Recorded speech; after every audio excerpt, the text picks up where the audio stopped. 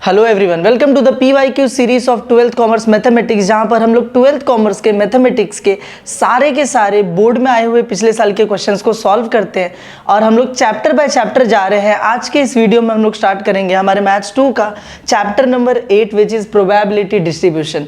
पूरे मैथ्स 2 का सबसे बड़ा चैप्टर है ये। इसके अंदर 4 एक्सरसाइजेस हैं। पूरे मैथ्स 2 में किसी भी और चैप्टर के अंदर 4 एक्सरसाइज देखने को तुम्हें नहीं मिलेगा। 11 मार्क्स का वेटेज है चैप्टर का।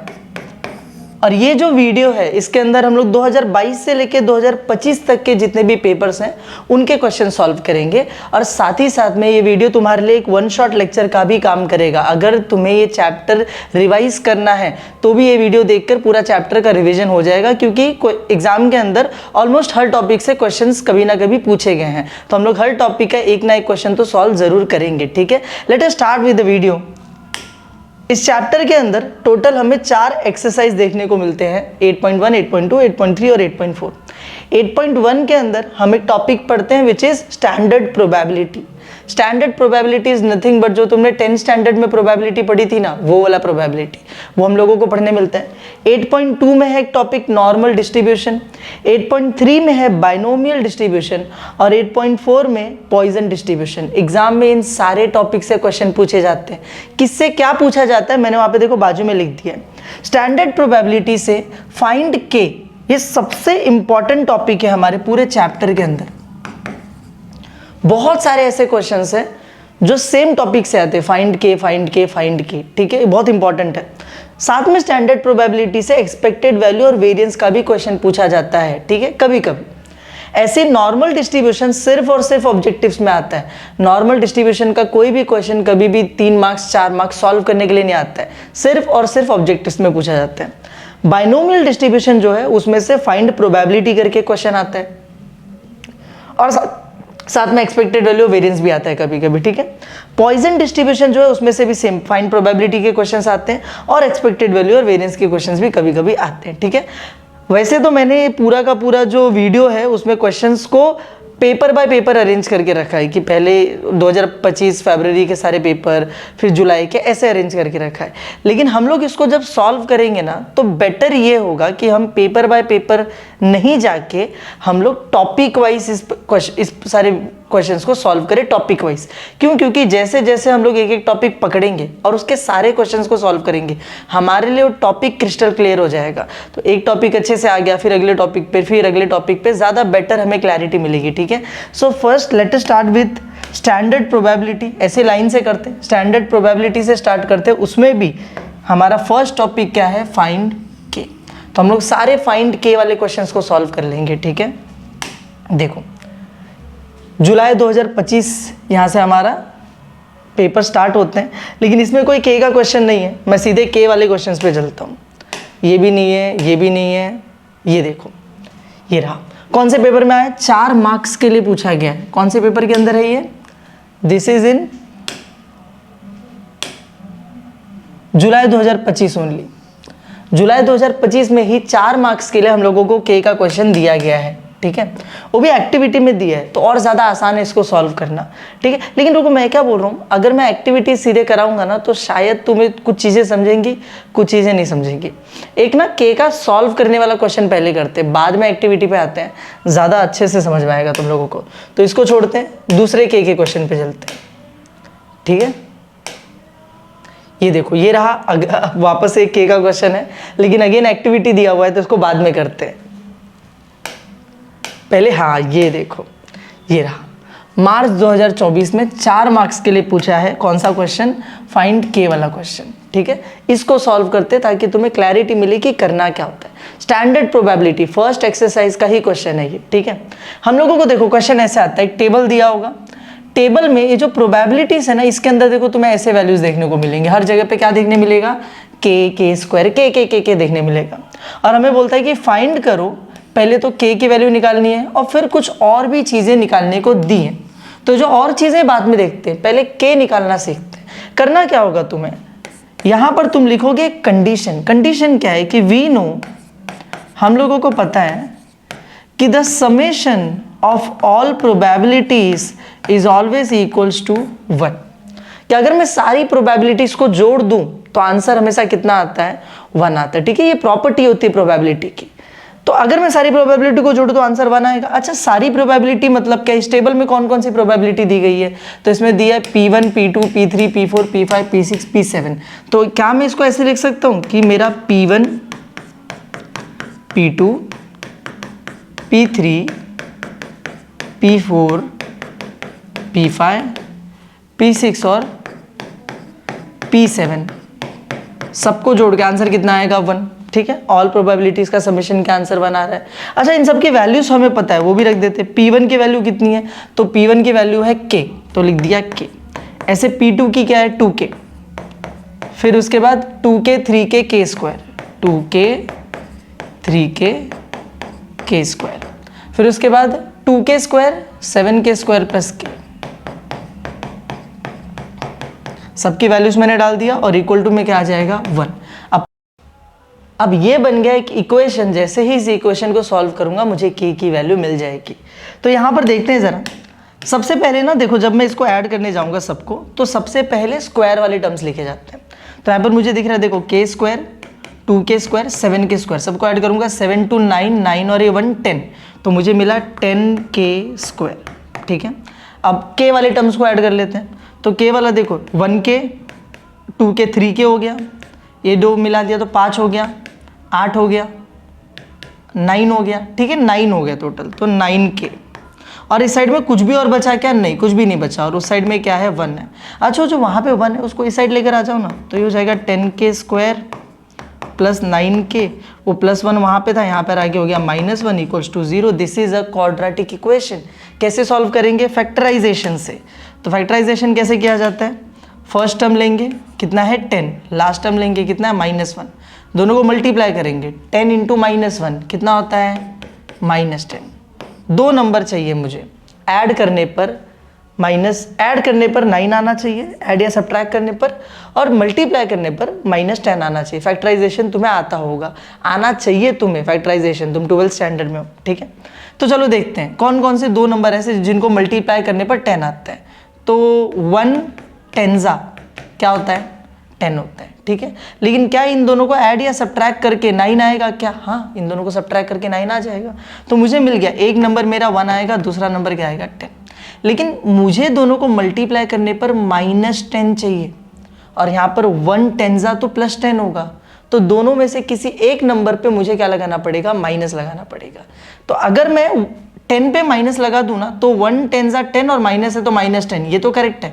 लेकिन 1 -10 जब ऐड करूंगा तो 1 -10 -9 होता है, और मुझे बीच में क्या चाहिए, +9 चाहिए। इसीलिए मैं माइनस इस पे नहीं लगाऊंगा, इस पे लगाऊंगा। अब देखो, मल्टीप्लाई करने पर -10 आएगा, ऐड करने पर +9 आ जाएगा। तो फैक्टराइजेशन हो गया 10k स्क्वायर, बीच में ये दोनों आ जाएगा -1k प्लस 10k, ये -1 इक्वल्स टू 0, ठीक है।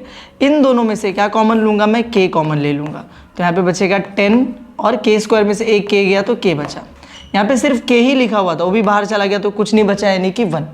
इन दोनों में तो कुछ भी कॉमन ही नहीं है, कुछ भी नहीं कॉमन है तो 1 कॉमन ले लेंगे। तो यहाँ पर क्या बचेगा, 10k पूरा ही बच जाएगा क्योंकि बाहर 1 गया है बस, और -1 भी पूरा ही बच जाएगा इक्वल्स टू 0। तो मुझे मिल रहा है 10k -1 10k -1 एक ब्रैकेट में आ गया, और k +1 एक ब्रैकेट में आ गया इक्वल्स टू 0। ब्रैकेट सेपरेट कर दूंगा तो 10k -1 equals to 0, 10k equals to -1 वहाँ पे गया तो +1, 10 यहाँ पे मल्टीप्लाई हो रहा है, वहाँ जाके क्या हो जाएगा डिवाइड। तो k की वैल्यू आ गई 1/10। ऐसे ये वाला जो ब्रैकेट है k +1 इक्वल्स टू 0, +1 वहाँ पे गया तो क्या हो जाएगा -1, तो k इक्वल्स टू -1। लो, मुझे k की वैल्यू मिल गई। वेरी वेरी सिंपल, आसान था। अगर तुम्हें फैक्टराइजेशन नहीं आता है तो एटलीस्ट ये जो फैक्टराइजेशन मैंने कराया ना, इसको अच्छे से समझ लो, इसको देख लो, क्योंकि मोस्ट ऑफ द टाइम तो एग्जाम में सेम क्वेश्चन आ जाता है, सेम ये वाला क्वेश्चन बहुत बार पूछा गया, ठीक है। तो एटलीस्ट ये फैक्टराइजेशन तो दिमाग में बिठा लेना, बहुत इंपॉर्टेंट है ये। अच्छा, k की 2 वैल्यूज मिली मुझे, लेकिन मुझे k की एक ही वैल्यू चाहिए, तो मैं कैसे डिसाइड करूंगा कि कौन सी वैल्यू करेक्ट है। वेरी वेरी सिंपल, हम प्रोबेबिलिटी का क्वेश्चन सॉल्व कर रहे हैं, और k टेबल में कौन से रो में दिया हुआ है, प्रोबेबिलिटी के रो में k लिखा है। मतलब k रिप्रेजेंट्स प्रोबेबिलिटी, और probability can never be negative, probability कभी भी नेगेटिव नहीं होती है। इसका मतलब कि जो k इक्वल्स टू -1 आया है ये तो हो ही नहीं सकता, तो मैं लिखूंगा बट प्रोबेबिलिटी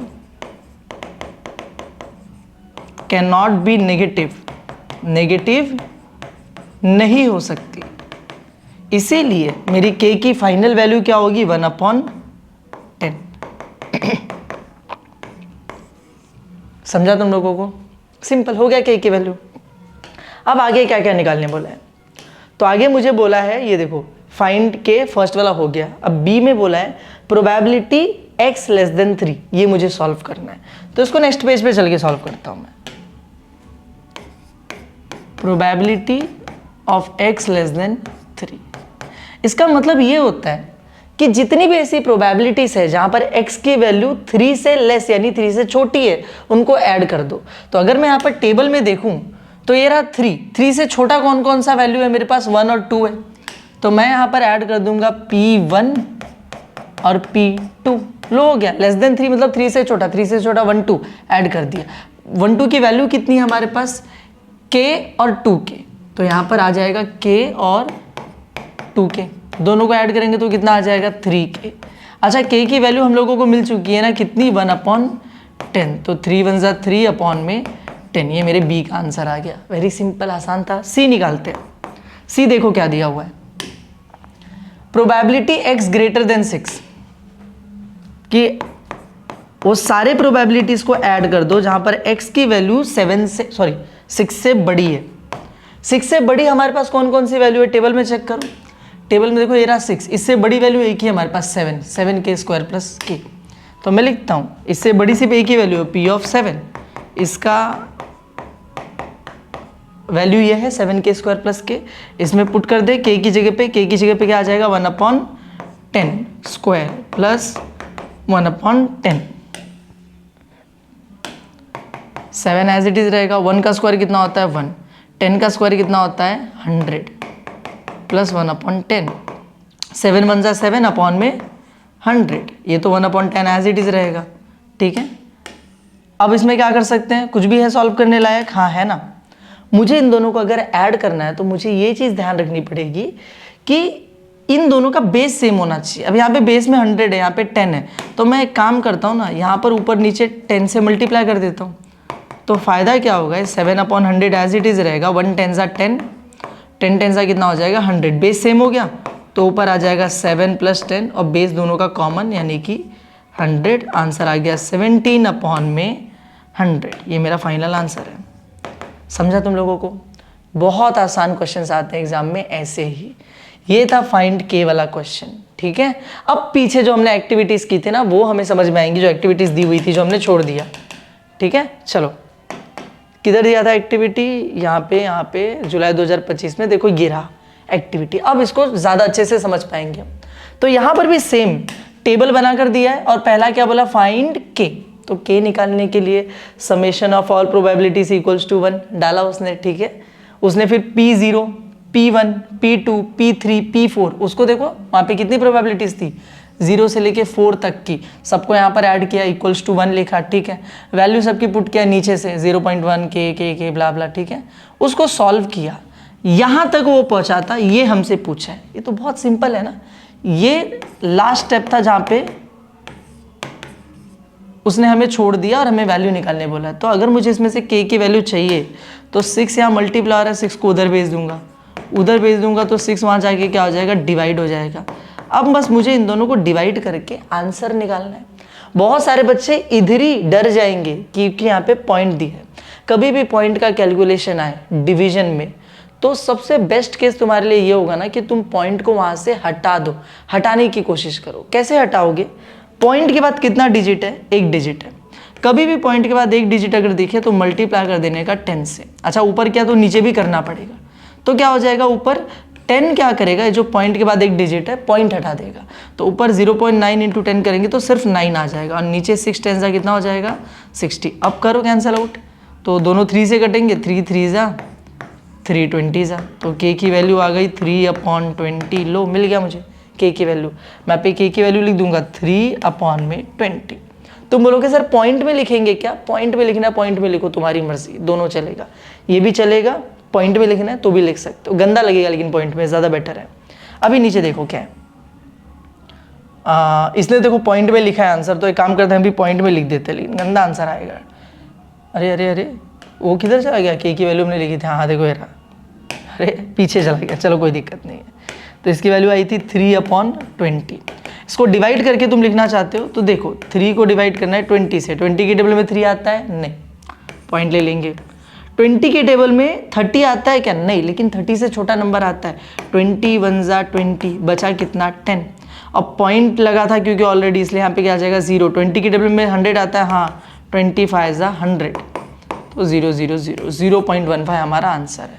कितना आ जाएगा? 0.15। सिंपल। चलो अब इधर पे आके देखो, इधर क्या दिया हुआ है, मुझे बी में बोला था px ग्रेटर देन 2, जितनी वैसी प्रोबेबिलिटी है जहाँ पे x की वैल्यू 2 से बड़ी है उनको ऐड कर दो। तो 2 से बड़ी कौन सा हो गया? 3 4। तो देखो x ग्रेटर देन 2 में किसको ऐड किया? 3 4 को, वैल्यू भी डाल दी 2k और k, 2k और k कितना हो जाएगा? 3k हो जाएगा। अच्छा 3k में k की वैल्यू क्या पुट होगी? 0.15 और दोनों को मल्टीप्लाई करेंगे तो 3 15 जा 45 होता है, और पॉइंट के बाद 2 डिजिट मतलब 0.45। वेरी सिंपल, आसान था एकदम।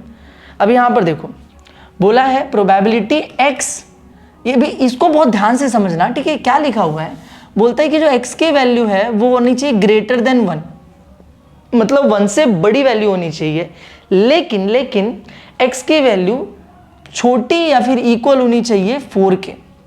1 से बड़ी और 4 के इक्वल भी चलेगी, 4 से छोटी भी चलेगी। तो 1 से बड़ा मतलब क्या हो गया? 2 3, और 4 के इक्वल चलेगी तो 4, 2 3 4, ये हमारी वैल्यूज है। तो यहाँ पर देखो ये लिया, यहाँ पे लिया 3 और 4, यहाँ पे क्या आ जाएगा? 2 2 3 4, तीनों ऐड हो जाएंगे, ठीक है?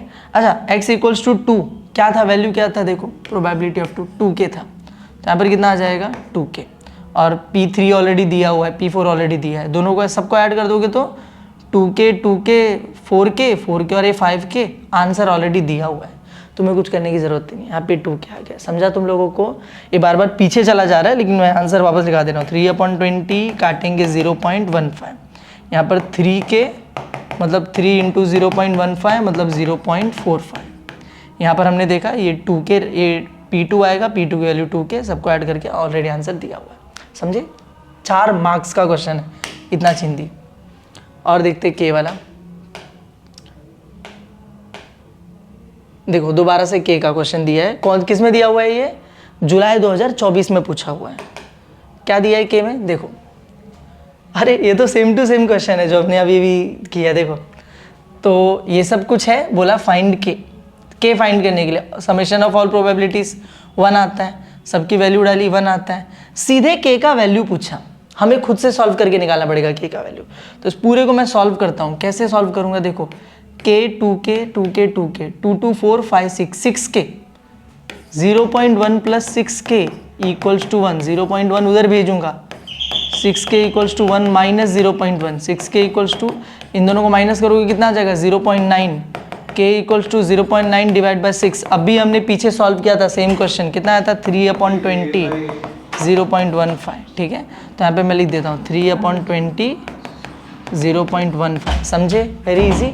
आगे देखो p probability x less then 2, मतलब सारे प्रोबेबिलिटीज को जोड़ो जहाँ पे x की वैल्यू 2 से छोटी हो। 2 से छोटी कौन है? 1 और 0 और 1 है, तो p0 p1 यानी 0.1 और k 0.1 plus k 0.1 plus k की वैल्यू कितनी है? 0.15, दोनों को ऐड कर दो क्या आ जाएगा? 0.25। लो खत्म हो गया, कितना आसान है, देख रहे हो तुम लोग? अब यहाँ पे देखो x की value greater than equal to 1, 1 से बड़ी होगी या फिर 1 के बराबर होगी, मतलब 1 और 1 से बड़ी, तो 1 2 3 ऐसा, लेकिन लेस देन 4, 4 से छोटी होनी चाहिए, तो तुम 4 नहीं ले सकते, 3, 1 2 3। तो देखो यहाँ पे दिया है 1 2 3, सबकी वैल्यूज डालो, 0.1 k 2k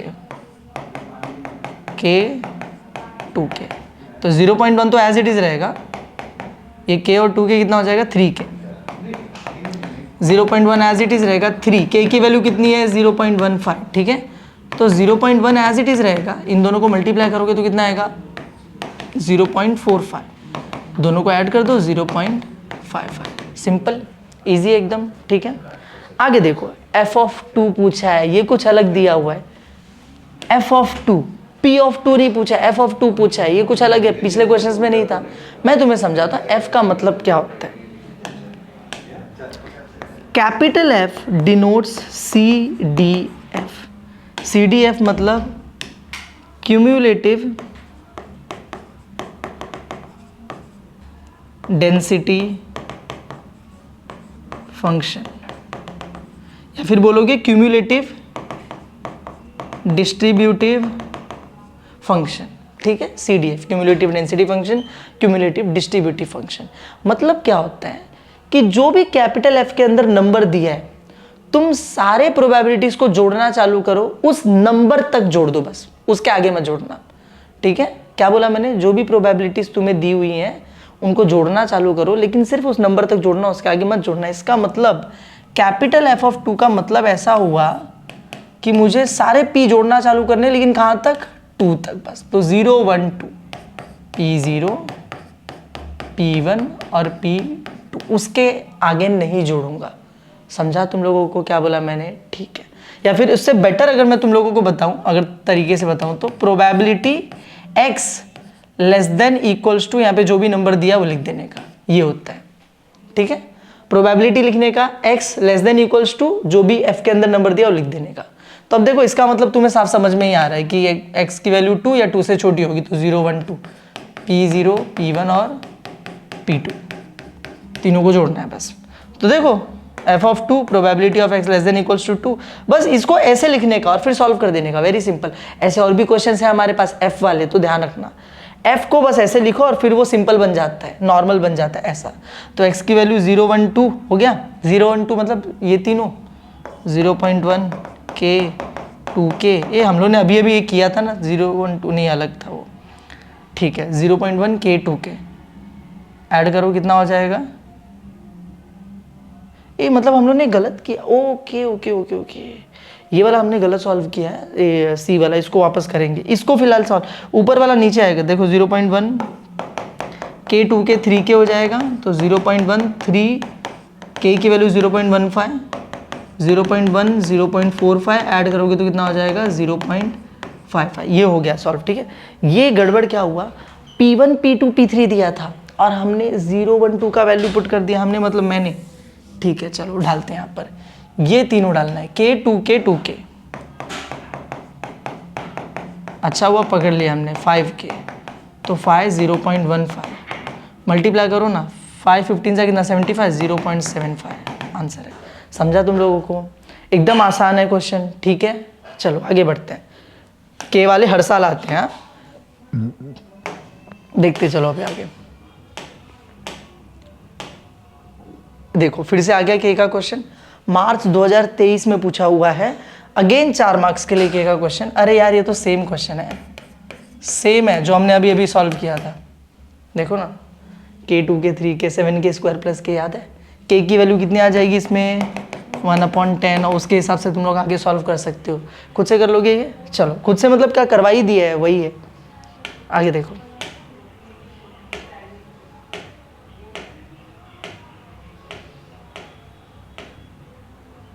देखो वापस के का क्वेश्चन आया और इस बार कुछ अलग दिया हुआ है, नंबर्स अलग है, देख रहे हो। इसको सॉल्व करते हैं अभी फटाफट से। पहले क्या बोला, डिटरमाइन के, चलो निकालते हैं के। क्या बोला था मैंने लिखने का, वी नो, हमें पता है कि summation of all probabilities equals 1। अब सारी प्रोबेबिलिटीज कौन सी है, P1 से लेके P6 तक, तो P1 P2 P3 P4 P5 P6 equals to 1। सबकी वैल्यू पुट करो फटाफट से, k 2k 3k, k 2k 3k 4k 5k और 6k इक्वल्स टू 1। सबको जोड़ते हैं एक बार, देखो ठीक है। 6 5 11 11 4 कितना हो जाएगा 15 15 3 18 18 के बाद 19 20 21 21k इक्वल्स टू 1। 21 मल्टीप्लाई हो रहा है, उधर पे भेज दो, क्या हो जाएगा डिवाइड, लो k की वैल्यू मिल गई, इजी एकदम चिंदी। अभी दूसरा बी सी डी सॉल्व करते फटाफट से। क्या दिया है बी में बताओ। बी में मुझे बोला है प्रोबेबिलिटी निकालने को जहां पर x less than equals to 4 है। x की वैल्यू 4 या 4 से छोटी होनी चाहिए। तो 4 से छोटी मतलब क्या, 4 और 4 से छोटी, p 1 2 3 4 1 2 3 4। वैल्यूज इनकी हमें पता है क्या क्या है, k 2 के 3 के, k 2 के 3 के और 4 के। कितना हो जाएगा 3 6 10 10 के। 10 के में मैं k की वैल्यू पुट कर देता हूँ फटाफट से। k की वैल्यू कितनी है 1/21। ये हो जाएगा 10/21। आ गया आंसर, इजी था एकदम सिंपल। दूसरा देखते हैं बी, सॉरी बी नहीं सी। सी में क्या दिया हुआ है, probability x greater then 2 less than 4। ठीक है, प्रोबेबिलिटी ढूंढने बोला है जहां पर x की वैल्यू ग्रेटर देन 2 है और लेस देन 4 है। ठीक है, इसको ऐसे लाइन से मत पढ़ा करो 2 लेस देन ग्रेटर देन, ऐसा नहीं, ऐसे x greater then 2 less than 4। 2 से बड़ा 4 से छोटा, 2 से बड़ा 4 से छोटा एक ही नंबर होता है 3। तो दिस इज सिंपली P3 3 के है। तो 3 इंटू 1/21 इट इज 3/21। खत्म। डी निकालते हैं। डी क्या दिया हुआ है देखो, बोला है probability x greater than equal to 3, मतलब x की वैल्यू 3 होगी या 3 से बड़ी होगी। तो 3 और 3 से बड़ी मतलब 4 5 6 सब आ गया। तो P3 P4 P5 और P6। अब सबकी वैल्यूज पुट करो तो 3 के 4 के 5 के 6 के, 3 के 4 के 5 के और 6 के, सबको जोड़ो। 3 4 7 7 5 12 12 और 6 18 के। अब वैल्यू डालूंगा तो वही 18 इंटू 1/21 कितना आ जाएगा 18/21। खत्म हो गया। आसान था एकदम, चिंदी चिंदी क्वेश्चन। ठीक है, 4 मार्क्स के लिए था ये भी। आगे बढ़ते हैं। देखो के नहीं है, के नहीं है, खत्म हो गए हमारे के वाले सारे क्वेश्चंस हो गए खत्म। अब हम लोग आगे बढ़ेंगे हमारे नेक्स्ट टॉपिक की तरफ, विच वाज, बहुत आगे आ गए हम लोग। हाँ, this is done. Expected value और वेरिएंस निकालना सीखेंगे हम लोग। ठीक है, लेकिन देखो एक्सपेक्टेड वैल्यू वेरिएंस इधर भी है, इधर भी है, इधर भी है, और हर जगह पर फॉर्मूला अलग होता है। ठीक है, तो अभी हम लोग स्टैंडर्ड प्रोबेबिलिटी के लिए एक्सपेक्टेड वैल्यू वेरिएंस निकाल रहे हैं। तो मैं तुम लोगों को बता देता हूं यहां पर कि जब स्टैंडर्ड प्रोबेबिलिटी की बात होती है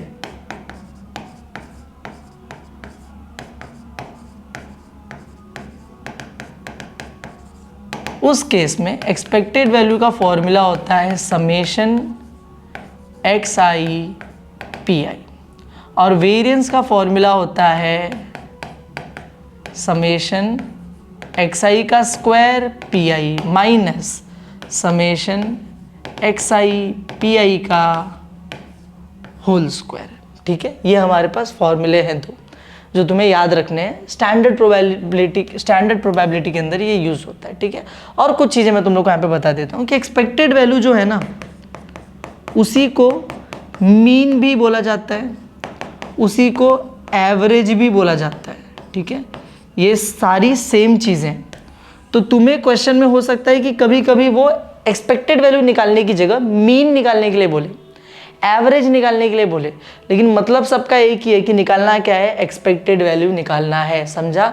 वो चीज़ तुम्हारे दिमाग में होनी चाहिए। ठीक है, एक और चीज़ तुम मुझसे पूछोगे कि यार सर तुमने बोला इधर पर भी एक्सपेक्टेड वैल्यू वेरिएंस है, इधर पे भी है, इधर पे भी है, मुझे कैसे पता चलेगा कि फॉर्मूला किसका लगाना है, बाइनोमियल का लगाऊं या पॉइजन का लगाऊं या स्टैंडर्ड प्रोबेबिलिटी का लगाऊं। तो वो एक काम करते हैं ना, अभी हम लोग सॉल्व करेंगे, करते करते देखते हैं कि कैसे क्वेश्चन देख के पता चल जाता है कि वो कौन सा टॉपिक है। ठीक है, क्वेश्चंस देख कर ही समझते हैं। चलो ठीक है, ये कुछ चीज़ें जो तुम्हें दिमाग में रखनी है। आगे बढ़े, सॉल्व करते हैं पहले। और ये नहीं, ये नहीं,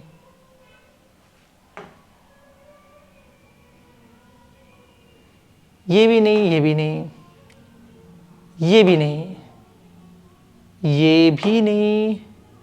हाँ देखो, आ गया क्वेश्चन, आ गया हमारे सामने, एक्सपेक्टेड वैल्यू का क्वेश्चन आ गया हम लोगों के सामने। ठीक है, ये क्वेश्चन ना ऑब्जेक्टिव है 1 मार्क्स के लिए, और 1 मार्क्स के लिए मैं बता रहा हूँ इतना बड़ा है, इसको सॉल्व करते करते वाट लगेगी अपनी, तो इसको थोड़ा सा बाद में सॉल्व कराता हूँ। पहले एक्चुअल क्वेश्चन जिसमें 3-4 मार्क्स मिले वो करा देता हूँ ना। तुम लोग बोलोगे 1 मार्क्स के लिए इतना बड़ा करोगे ही नहीं तुम लोग, मुझे पता है ना। आगे बढ़ते फिलहाल तो हाँ, ये देखो ये रहा, ये मजेदार क्वेश्चन है। अभी कितने मार्क्स के लिए दिया हुआ है? 3 मार्क्स के लिए दिया है। और ये बोलते हैं कि फाइंड द मीन, क्या बोला? Find the mean, expected value variance नहीं निकालने बोला, मीन निकालने बोला। पर मैंने अभी बताया था कि एक्सपेक्टेड वैल्यू ही मीन होता है, तो मीन निकालना है, मतलब एक्सपेक्टेड वैल्यू निकालना है, ठीक है, of number of heads in 3 tosses of a fair coin. ठीक है, ये हमारे स्टैंडर्ड प्रोबेबिलिटी का क्वेश्चन है। थोड़ी देर बाद बताऊंगा कि कैसे पता चला, ठीक है। अभी फिलहाल के लिए मीन निकालना है, मतलब सॉल्व करना स्टार्ट करते हैं। तो सबसे पहली चीज जो एक्सपेक्टेड वैल्यू निकालने के लिए तुम्हें चाहिए, वो एक टेबल चाहिए तुम्हें। टेबल कौन सा टेबल? जिस टेबल में x और px लिखा होता है, x और प्रोबेबिलिटी की सारी वैल्यूज होती है, पर वो क्वेश्चन में दिया हुआ नहीं। तो पहले टेबल बनाना पड़ेगा। सर जी टेबल कैसे बनाते हैं, देखते जाओ स्टेप बाय स्टेप। सबसे पहली चीज जो हम लोग यहाँ पे लिखेंगे, वो लिखेंगे हमारा इवेंट। मतलब हम लोग क्या कर क्या रहे हैं हम लोग, तो इवेंट पता है यहाँ पे क्या है, लिखा है number of heads in 3 tosses of a fair coin. हम लोग एक कॉइन लेके उसको 3 बार टॉस कर रहे हैं, तो मैं लिखूंगा कॉइन इज टॉस्ड, कितनी बार? थ्राइस लिखो या फिर 3 टाइम्स, 3 टाइम्स, ठीक है। एक कॉइन लिया, उसको 3 बार टॉस किया, ये हमारा इवेंट है। एक बार इवेंट लिख दिया तुमने, फिर दूसरा तुम्हें लिखना है सैंपल स्पेस, ठीक है। तो देयरफॉर सैंपल स्पेस यानी कि S। अगर मैं कॉइन को 3 बार टॉस करता हूं तो 10 स्टैंडर्ड में पढ़ाया गया था कि सैंपल स्पेस क्या आता है, 4 बार H लिखो और 4 बार T लिखो, ठीक है। फिर 2 बार H, 2 बार T, 2 बार H, 2 बार T, फिर H T, H T, H T, H T, और ये बन गया हमारा सैंपल स्पेस, ठीक है। 10 स्टैंडर्ड में सीखा था हमने 3 कॉइन का सैंपल स्पेस कैसे लिखते। अच्छा, सैंपल स्पेस लिख दिया तो एन ऑफ एस भी लिख दो, मतलब number of element in sample space कितने, 1 2 3 4 5 6 7 8, there are 8 elements in my sample space, ठीक है। ये 2 स्टेप हमारे हो गए। थर्ड स्टेप हमारा आता है डिफाइन एक्स। हमें डिफाइन करना है हमारा रैंडम वेरिएबल एक्स। एक्स मतलब पता है क्या, कि तुम किस चीज की प्रोबेबिलिटी निकालने की कोशिश कर रहे हो। तो यहाँ पे देखो दिया है mean of number of heads. किस चीज की प्रोबेबिलिटी निकालने जा रहे हैं हम लोग, नंबर ऑफ हेड्स। देखो लिखा है ना, मीन निकालना है, किसका मीन निकालना है, ऑफ नंबर ऑफ हेड्स का। तो मैं यहाँ पे लिखता हूं let x is equals to number of heads, ठीक है। अच्छा, नंबर ऑफ हेड्स की वैल्यू क्या क्या हो सकती है, ये हमें सोचना है। सोचो, ठीक है। मैंने 3 बार कॉइन टॉस किया, नंबर ऑफ हेड मतलब कि मुझे 3 बार में कितनी बार हेड आया। मैंने 3 बार टॉस किया, हो सकता है मुझे 1 बार भी हेड नहीं आए, तो नंबर ऑफ हेड 0। हो सकता है 1 बार हेड मिल जाए 3 में से, 1 बार। हो सकता है 2 बार हेड मिले, हो सकता है 3 बार हेड मिल जाए, ठीक है। इससे ज्यादा मिल सकता है क्या? 3 बार कॉइन टॉस किया और 4 बार हेड आ गया, ऐसा हो सकता है क्या? नहीं। तो मुझे पता है कि 3 बार अगर कॉइन टॉस किया तो नंबर ऑफ हेड या तो मुझे 1 भी नहीं मिलेगा, या तो 1 हेड मिलेगा, तो 2 बार हेड मिलेगा, तो 3 बार हेड मिलेगा। ये मेरे एक्स की पॉसिबल वैल्यूज है, ठीक है। ये हमारा एक्स हो गया। अच्छा, एक बार एक्स तुमने लिख दिया, अब तुम्हारा अगला स्टेप आता है, तुम निकालोगे प्रोबेबिलिटीज। क्या निकालोगे? प्रोबेबिलिटीज। तो लिखेंगे P। अच्छा, P सबका निकलेगा प्रोबेबिलिटी, तो P 0 निकलेगा, P 1 निकलेगा, P 2 P3, P 2 निकलेगा और P 3 निकलेगा, ठीक है। प्रोबेबिलिटी कैसे निकालेंगे? जैसे बचपन में करते थे 10 स्टैंडर्ड में, सब में अपॉन में नीचे आ जाएगा N of S. N of S मतलब number of element in sample space 8, 8 इधर, 8 इधर, 8 इधर और 8 इधर, सबके नीचे 8 8 8 आ जाएगा। ऊपर क्या आएगा वो हम लोग देखेंगे। P ऑफ 0, 0 मतलब क्या है? 0 किधर से उठाया था मैंने? 0 उठाया था इधर से। अच्छा, 0 किसकी वैल्यू है? x की वैल्यू। अच्छा, x का मतलब क्या है? Number of head. तो 0 का मतलब 0 नंबर ऑफ हेड, जिसमें एक भी हेड नहीं है। तो सैंपल स्पेस में से कितने एलिमेंट है जिनमें एक भी हेड नहीं है? तो ये रहा सैंपल स्पेस। कितने ऐसे एलिमेंट है जिनमें एक भी हेड नहीं है? एक। ये सिंगल एलिमेंट है जिसमें एक भी हेड नहीं है, बाकी सब में हेड्स हैं, देख रहे हो। तो ये 1 मेरा आंसर है, तो यहां पर ऊपर क्या आ जाएगा? 1। अब 1 करते हैं, 1 मतलब क्या, 1 नंबर ऑफ हेड, मतलब कितने ऐसे एलिमेंट है जिनमें एक हेड है, बस सिर्फ एक हेड। तो ढूंढते हैं, यहाँ पे तो 3 है, यहाँ पे तो 2 है, यहाँ पे 2 है, ये रहा सिर्फ एक हेड, यहाँ पे 2 है, ये रहा सिर्फ एक हेड, सिर्फ एक हेड, 1 2 3, 3 ऐसे हैं जिसमें सिर्फ एक ही हेड है, तो 3 आ गया यहाँ पर, ठीक है। चलो फिर यहाँ पर क्या दिया है, 2, किसमें 2 हेड है, तो देखो ये रहा 2 हेड 2 हेड 2 हेड, 3 ऐसे हैं जिसमें 2 हेड है, तो 3 इधर आ गया, ठीक है। और फिर ऐसा लास्ट में क्या है, कितने ऐसे जिसमें तीनों हेड है, सिर्फ एक ही है जिसमें तीनों हेड है, तो 1 आ गया। मुझे सारी प्रोबेबिलिटीज मिल गई हैं, ठीक है। ऐसे प्रोबेबिलिटी निकालना होता है, बचपन में करते थे हम लोग। एक बार ये मिल गया तुम लोगों को, फिर तुम लोग बनाओगे अपना टेबल। टेबल कैसे बनेगा, xi pi, xi मतलब सारे x की वैल्यूज, pi मतलब सारे p की वैल्यू। x की क्या क्या वैल्यू थी, 0 1 2 3, 0 1 2 3। pi की क्या क्या वैल्यू थी, देखो ये देखो, p0 कितना है 1/8, तो 0 आ गया 1/8, 1 कितना आ गया 3/8, 2 कितना आ गया 3/8, और 3 कितना आ गया 1/8। लो सारी वैल्यूज यहाँ पे लिख दी हमने, और ये बन गया हमारा टेबल। इसी टेबल की जरूरत थी हमें। अच्छा, अब एक्सपेक्टेड वैल्यू निकाल रहे थे ना हम लोग, मीन यानी एक्सपेक्टेड वैल्यू। एक्सपेक्टेड वैल्यू का फॉर्मूला होता है xi pi। तो यहाँ पर हम लोग एक नया कॉलम बनाएंगे विच इज xi pi, ठीक है। ये हम लोग नया कॉलम बनाएंगे। xi pi मतलब दोनों को मल्टीप्लाई करना है, तो दोनों को मल्टीप्लाई करो, 0 इंटू एनीथिंग 0। अच्छा, जब ये दोनों मल्टीप्लाई होंगे ना, याद रखना कोई भी नंबर जब मल्टीप्लाई होता है फ्रैक्शन में, तो ऊपर न्यूमरेटर में मल्टीप्लाई होता है, तो 1 3 3 और अपॉन में तो 8 ही रहेगा, 2 3 6 अपॉन में तो 8 ही रहेगा, 3 1 3 अपॉन में कितना रहेगा 8 ही रहेगा। सिंपल है एकदम, ऊपर ऊपर मल्टीप्लाई हो रहा है सब। अब इन सबको मुझे ऐड करना है, xi pi का टोटल निकालना है इन सबको। देख रहे हो ये तो 0, इसको छोड़ दो, सबके अपॉन में 8 है, तो सबके अपॉन में 8 है, तो आंसर में भी अपॉन में 8 आएगा कॉमन, और न्यूमरेटर ऐड हो जाएगा, तो 3 6 9 9 3 12, 12/8। तो बस मेरा आंसर मिल गया। अब मैं लिखूंगा देयरफॉर एक्सपेक्टेड वैल्यू का फॉर्मूला क्या है, समेशन xi pi। और समेशन xi pi मतलब xi pi का टोटल कितना आया 12/8, 12/8 कैंसिल हो जाएगा, हाँ 4 3 ज़ा 4 2 ज़ा 3/2, और कैंसिल आउट करना चाहते हो तो आंसर कितना आ जाएगा 1.5। This is my expected value. Question हो गया खत्म, और हमें मिल गया टोटल 3 मार्क्स। सिंपल है, बहुत सिंपल है, देखने में हार्ड लग रहा होगा, है बहुत सिंपल। देखो मैंने लिख भी रखा 12/8 आंसर आएगा, which is 1.5 ultimately cancel out करके, ठीक है। सिंपल, आगे बढ़े और देखते हैं एक्सपेक्टेड वैल्यू का क्वेश्चन, वेरिएंस का क्वेश्चन। ये नहीं है, ये देखो ये रहा, ठीक है। ये देखो क्वेश्चन दिया। अब हम लोग ऑब्जेक्टिव्स भी सॉल्व कर सकते हैं, क्योंकि मैंने एक बड़ा क्वेश्चन सॉल्व करवा दिया है, तो ऑब्जेक्टिव में भी अब तुम्हें समझ में आएगा। देखो दिया हुआ है 3 coins are toss simultaneously. 3 coin toss किया है, अभी अभी किया था हमने।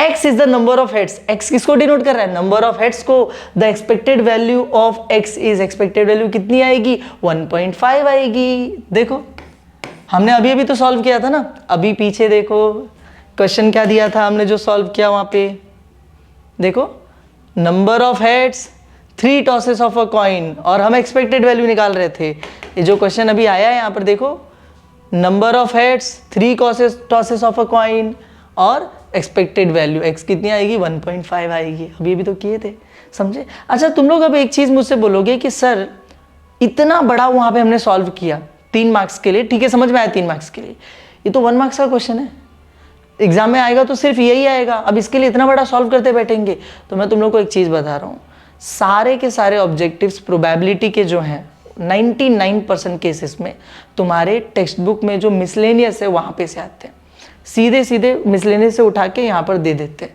तो मैं बताऊँ क्या करो, रट के रखो। प्रोबेबिलिटी चैप्टर में पीछे जितने भी ऑब्जेक्टिव्स दिए हैं सब के सब रट लो, क्योंकि इतना बड़ा अगर तुम यहाँ पे सॉल्व करोगे ना बैठ के, इतना टाइम नहीं तुम्हारे पास 1 मार्क्स के लिए इतना बड़ा सॉल्व करने के लिए, ठीक है। फिलहाल इसका आंसर हमें तो मिल गया, चल हो गया। और देखते हैं आगे, ऐसा कोई क्वेश्चन दिया हुआ है 10% नहीं, ये नहीं, ये भी नहीं, ये भी नहीं, ये भी नहीं, ये भी नहीं, ये भी नहीं। यहाँ पर है कोई क्वेश्चन ऐसा ना, यहाँ पे भी नहीं है। हाँ यहाँ पर है, देखो एक क्वेश्चन दिया हुआ है, देखो यहाँ पे दिया हुआ है ये वाला क्वेश्चन, 1 मार्क्स के लिए। बोला if random variable x assumes values 1 2 3 with n with equal probability then expected value n + 1/2, इसका आंसर आएगा ट्रू। इसका आंसर क्या आएगा? ट्रू। मतलब सीधे सीधे क्या बोल रहा है, अगर x की वैल्यू 1 से लेके n तक जाएगी और सबकी प्रोबेबिलिटी सेम होगी तो एक्सपेक्टेड वैल्यू क्या निकल कर आता है?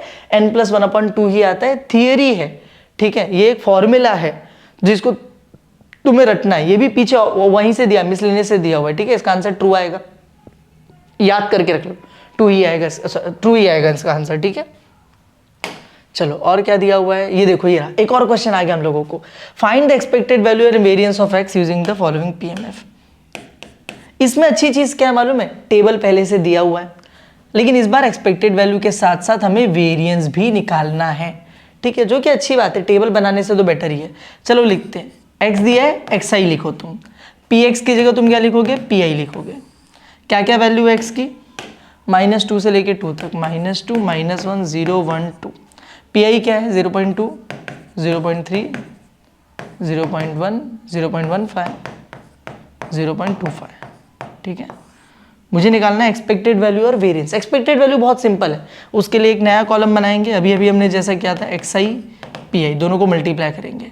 तो मल्टीप्लाई करो, देखो 2 2 ज़ा 4 0.4 और माइनस है तो माइनस, 1 3 ज़ा 3 0.3 और माइनस है इसलिए माइनस। मल्टीप्लाई करो, 0 into anything 0, 1 into anything same आ जाता है।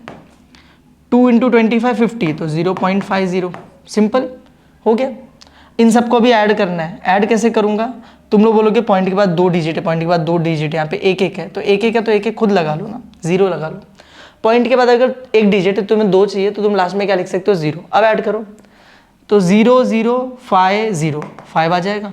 4 3 7 7 और 1 8 8 और 5 कितना? 13 13 का 3 आ जाएगा, 1 चला जाएगा कैरी, तो 1 और बाकी सब 0 है तो 1, तो 1 पॉइंट रुको रुको रुको रुको रुको, एक चीज़ हमने मिस कर दी, बहुत बहुत बड़ी गलती करने जा रहे थे, बच गए। क्या कि यार ये 2 नंबर प्लस में है, ये 2 नंबर माइनस में। कभी भी तुम्हारे कुछ नंबर्स अगर प्लस में हो, कुछ नंबर माइनस में हो, तो तुम क्या करोगे? प्लस वालों को अलग से जोड़ने का, माइनस वालों को अलग से जोड़ने का, ठीक है। तो इन दोनों को अलग से जोड़ो, 0.15 0.50 आ जाएगा 5 6 0.65, ये मेरे प्लस वाले थे सारे, ठीक है। माइनस वालों को अलग से जोड़ो, 0.4 0.3, ठीक है, 0.7 आ जाएगा, और ये सारे माइनस वाले थे तो आंसर में माइनस आएगा, ठीक है। और यहाँ पे 2 डिजिट के लिए 0 लगा लो। तो ये 2 मेरे आंसर है। अब फाइनली इनको एक साथ तुम लोग क्या करो? सबट्रैक्ट करो। तो बड़ा नंबर 0.70 ऊपर रहेगा, 0.65 नीचे रहेगा, दोनों को सबट्रैक्ट कर लो तो आएगा क्या? 0.05 आ जाएगा। देखो करके देख लो, 0.05 आ जाएगा, ठीक है, अच्छी बात है। तो आंसर आएगा 0.05। लेकिन प्लस में आएगा या माइनस में आएगा तो वो डिपेंड करता है कि बड़ा नंबर कौन सा था। प्लस वाला 65 था, बड़ा वाला 70 था, बड़ा नंबर कौन सा था? माइनस वाला। तो आंसर में क्या आएगा? माइनस। सिंपल, आसान एकदम, ठीक है। चलो ये मिल गया तो मैं नीचे लिख दूंगा देयरफॉर एक्सपेक्टेड वैल्यू का formula summation x I P I, जो कि आ गया -0.05। खत्म हो गया क्वेश्चन, ठीक है। नहीं, अभी बाकी वेरिएंस निकालना बाकी है। तो अब यहाँ पे वेरिएंस निकालो। वेरिएंस निकालने के लिए यहाँ पे कुछ और कॉलम्स बनेंगे, ठीक है। वेरिएंस इतने में नहीं निकलता है, तो वेरिएंस निकालने के लिए कॉलम बनेगा एक्स आई का स्क्वायर, फिर एक कॉलम बनेगा एक्स आई का स्क्वायर इंटू पी आई। ये 2 नए कॉलम बनाएंगे हम लोग। अब इनको सॉल्व करते हैं जरा। एक्स आई का स्क्वायर मतलब यार एक्स आई, इसका स्क्वायर करो, -2 का स्क्वायर कितना हो जाएगा? 4, -1 का स्क्वायर 1, 0 का स्क्वायर 0, 1 का 1, 2 का 4 हो गया। स्क्वायर करने पे माइनस हट जाता है। अब x I square into P I, ये जो स्क्वायर वाला टर्म आया ये, इसको मल्टीप्लाई करो पी आई से, मतलब इससे, ये दोनों को मल्टीप्लाई करेंगे। चलो करते हैं, 4 2 ज़ा 8 0.8, 3 1 ज़ा 3, 0 into anything 0, 0.15 as it is आ जाएगा। ये कितना देखो, 25 इंटू 4 कितना होता है? 100 होता है, तो 1.00 101, ठीक है। ऐसे हो गया, दोनों को मल्टीप्लाई कर लिया हमने। अब यहाँ पे देखो, इस पूरे को ऐड करना है मुझे, x I square P I को। इनके पीछे 0 नहीं है तो मैं लगा देता हूँ। अब ऐड करो, 0 0, ये सारे पॉजिटिव है तो सबको जोड़ सकता हूँ मैं। तो 0 0 5 0 5 आ गया। 8 3 11 11 और 1 12 12, तो 2 इधर, 1 कैरी, यहाँ पे 1 और ये 1 2, 2.25, ठीक है। अब नीचे वेरिएंस निकालते हैं। वेरिएंस का फॉर्मूला क्या है? Summation xi square pi minus summation xi pi का होल स्क्वायर। इसका मतलब xi स्क्वायर pi किधर है? ये रहा 2.25 xi pi का समेशन किधर है? देखो ये था जो एक्सपेक्टेड वैल्यू था, वही था कितना, 0 माइनस 0.05 माइनस 0.05 और इसका होल स्क्वायर, तो इसका होल स्क्वायर, समझे? अब इसको सॉल्व करो। 2.25 तो ठीक है, जब इसका स्क्वायर करोगे तो ये जो ब्रैकेट के अंदर का माइनस है हट जाएगा, ठीक है। और 0.05 का स्क्वायर क्या होगा? 5 का स्क्वायर कितना होता है? 25। स्क्वायर करने के बाद पॉइंट के बाद जितने भी डिजिट्स होते हैं उसके डबल डिजिट्स आ जाते हैं। तो यहाँ पे पॉइंट के बाद 2 डिजिट है, तो स्क्वायर करने के बाद पॉइंट के बाद 4 डिजिट होंगे। तो 25 और यहाँ पे 4 चाहिए तो 2 0 लगा देता हूँ, हो गया 4 डिजिट और यहाँ पे 0, समझे? अब इसको माइनस करो, कैसे करोगे? 2.25 माइनस 0.0025, यहाँ पे कुछ नहीं है ऊपर तो क्या ले लेंगे? 0 0 माइनस करो। 10 में से 5 गया तो 5 बचा, अभी 9 हो गया है, 9 में से 2 गया 7 बचा, ये 4 हो चुका रहेगा, 4 में से 0 गया 4 बचा, 2 में से 0 हो गया तो 2 बचा और यहाँ पे 2.2475 2.2475 ये मेरा आ गया आंसर, समझे तुम लोग? अगर मैं तुम्हें दिखाऊं तो हमने यहाँ पर ऑलरेडी आंसर लिख के रखा था एक्सपेक्टेड वैल्यू और वेरिएंस का, और हमें जो आंसर मिला है वो भी वही है, समझे? आसान है, कैलकुलेशन है थोड़ी, पर सॉल्व करना बहुत आसान है इसको। आगे देखें, एक्सपेक्टेड वैल्यू वेरिएंस और ढूंढते हैं ज़रा, और आई थिंक नहीं है,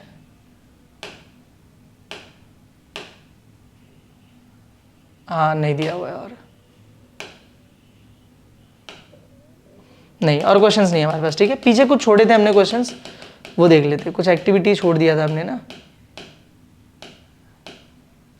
एक्टिविटी ने हमने कोई ऑब्जेक्टिव छोड़ा था, चलो ठीक है जाने दो, ऑब्जेक्टिव एक कोई तो हमने छोड़ा था, तुम लोग कर लेना, ठीक है, जब आएगा तब देख लेंगे। तो ये भी हमारा टॉपिक हो गया खत्म, ठीक है। हाँ, अभी आते हैं नॉर्मल डिस्ट्रीब्यूशन के ऊपर। वीडियो थोड़ी सी लंबी हो रही है पर क्या करेंगे, चैप्टर ही बड़ा है। नॉर्मल डिस्ट्रीब्यूशन में हमारे सिर्फ ऑब्जेक्टिव्स पूछे जाते हैं, ठीक है। तो एक एक करके ऑब्जेक्टिव पे चलेंगे और सॉल्व करते हैं, देखते चलते हैं कैसे क्या क्वेश्चन पूछे जाते हैं इसमें से। तो यहाँ पर देखो, अब पता कैसे चलेगा क्यों नॉर्मल डिस्ट्रीब्यूशन है वो भी बताता हूँ, ठीक है। तो ये जो हमारा ये वाला क्वेश्चन है, this is of normal distribution. मुझे कैसे पता चला कि नॉर्मल डिस्ट्रीब्यूशन है? यहाँ पे लिखा हुआ है पीडीएफ।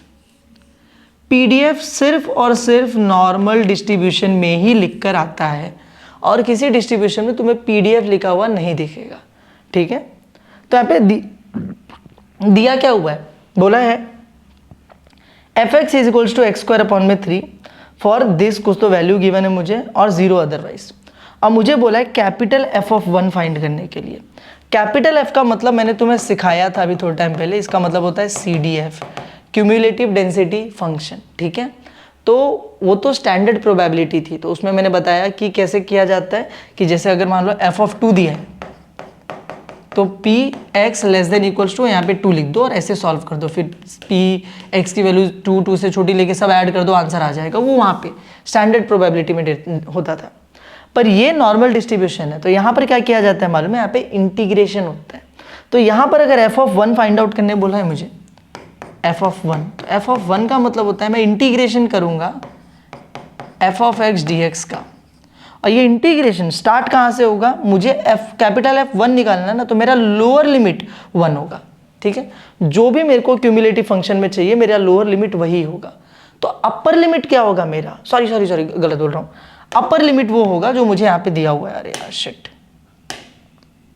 किधर गया सब, गायब हो गया सब, जाने दो, ठीक है, वापस से लिखता हूँ मैं। f ऑफ 1 के लिए क्या होगा, मेरा अपर लिमिट वो होगा जो मुझे यहाँ पर दिया हुआ है, ठीक है। तो लोअर लिमिट क्या होगा, लोअर लिमिट मैं उठाऊंगा मेरे क्वेश्चन में से, ठीक है। अपर लिमिट यहाँ से लूंगा जो f के अंदर दिया है, लोअर लिमिट मैं क्वेश्चन में से लूंगा। तो क्वेश्चन में देखो 2 वैल्यूज गिवन है, ये मेरी लोअर लिमिट है और ये क्या है, अपर लिमिट है। तो मैं कौन सा लिमिट लूंगा, यहाँ से लोअर लिमिट यहाँ से उठाऊंगा -1, तो मैं नीचे लिखूंगा -1। मुझे बस इसको सॉल्व करना है और मेरा आंसर मिल जाएगा। इसको कैसे सॉल्व करूंगा देखते जाओ। -1 से लेके 1। जिसको इंटीग्रेशन नहीं आता वो यहाँ पे या तो ध्यान दो, अच्छे से देखो कैसे कर रहा हूँ, या तो फिर मैंने क्या बोला, मिसलेनियस में पीछे सारे क्वेश्चंस दिए गए हैं, वही एग्जाम में आते हैं, रट्टा मार लो, ठीक है। अजीब है मैथ्स रट्टा मारना, लेकिन ठीक है, अगर इंटीग्रेशन नहीं आता और मुझे पता है वो क्वेश्चन सेम टू सेम आने वाला है तो रट्टा मार के अगर मार्क्स मिलता है तो गलत नहीं है, ठीक है। अच्छा, एफ ऑफ एक्स क्या है, x² / 3, ठीक है। फिर इसको सॉल्व करते हैं। x², देखो अपॉन 3 एज इट इज रहेगा। x² का इंटीग्रेशन क्या होता है, xn का फॉर्मूला लगता है, तो xn का फॉर्मूला x के पावर में n+1 अपॉन में भी n+1, ठीक है। और लिमिट आ जाएगी -1 से लेके +1 की। x³ अपॉन में 3 3 से कितना हो जाता है 9। लिमिट कहाँ से कहाँ तक की आएगी, -1 से लेके +1 तक की आएगी। अब इसको मैं सॉल्व करूंगा। x³ अपॉन में 9 आया है, -1 से लेके +1। पहले अपर लिमिट पड़ता है कभी भी, तो 1 का क्यूब अपॉन में 9। फिर लोअर लिमिट पड़ता है तो -1 का क्यूब अपॉन में 9। 1 का क्यूब 1 अपॉन में 9। -1 का क्यूब कितना होता है, -1 होता है अपॉन में 9। 1 बीच में दो माइनस है तो क्या हो जाएगा, +1 अपॉन में 9 अपॉन में 9। दोनों के अपॉन में 9 है, कॉमन आ जाएगा, ऊपर 1 + 1। आंसर कितना आ जाएगा, 2/9।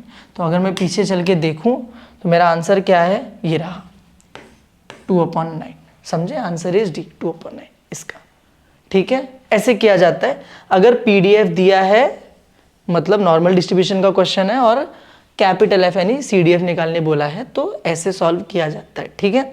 आगे देखते हैं, नॉर्मल डिस्ट्रीब्यूशन के और क्वेश्चंस होंगे हमारे पास 1 मार्क्स के लिए। नहीं, ये दोनों में से कोई नॉर्मल डिस्ट्रीब्यूशन नहीं है, ऑब्जेक्टिव में ही मिलेगा बस हम लोगों को। हाँ देखो, यहाँ पे देखो, वापस दीजिए, बोलो ना सिर्फ ऑब्जेक्टिव में। देखो पीडीएफ का मतलब क्या हो गया, नॉर्मल डिस्ट्रीब्यूशन, ठीक है। तो यहाँ पर क्या बोला, यहाँ पर मुझे प्रोबेबिलिटी निकालने बोला है, यहाँ से लेके यहाँ तक की। कैसे निकालते हैं प्रोबेबिलिटी, इंटीग्रेशन करके ही निकालते हैं। तो प्रोबेबिलिटी कौन सा निकालने बोला है, x <1 greater than 1 less than 2, ठीक है। इंटीग्रेशन करूंगा 1 और 2, इस बार मुझे दोनों लिमिट्स दी गई हैं, तो lower limit is 1, upper limit is 2, और फॉर्मूला सेम रहेगा fx dx, same to same जैसा उधर क्या था, ठीक है। दोनों लिमिट गिवन है, बस इतना फर्क है। तो करो 1 से लेके 2 तक, fx क्या दिया हुआ है मुझे, x/8 dx upon 8 as it is रहेगा। x पे फॉर्मूला लगेगा xn का, तो आ जाएगा x² अपॉन में 2। बॉक्स बनेगा 1 से लेके 2 तक, x² अपॉन में 8 2 16, 1 से लेके 2 तक। पहले अपर लिमिट पड़ती है तो 2 का स्क्वायर अपॉन में 16 माइनस लोअर लिमिट 1 का स्क्वायर अपॉन में 16। 2 का स्क्वायर कितना होता है, 4 अपॉन में 16 माइनस 1 का स्क्वायर 1 अपॉन में 16। दोनों का बेस कॉमन है, 4 - 1 3 अपॉन में 16 मेरा क्या आ जाएगा, फाइनल आंसर। खत्म हो गया, इतना ही था, समझे। जब भी नॉर्मल डिस्ट्रीब्यूशन दे यार, है ना, इंटीग्रेशन ही होता है। इंटीग्रेशन दोनों लिमिट गिवन है। कैपिटल एफ पूछा तो अपर लिमिट दिया रहता है, लोअर लिमिट क्वेश्चन से लेने का, यहाँ से, ठीक है, जो पिछली बार किए थे। और देखो और क्या है इसमें से क्वेश्चन,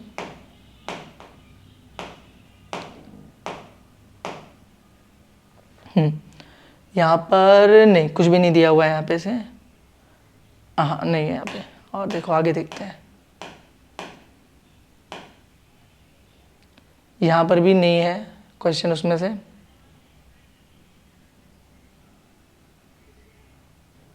यहाँ पर भी नहीं है क्वेश्चन।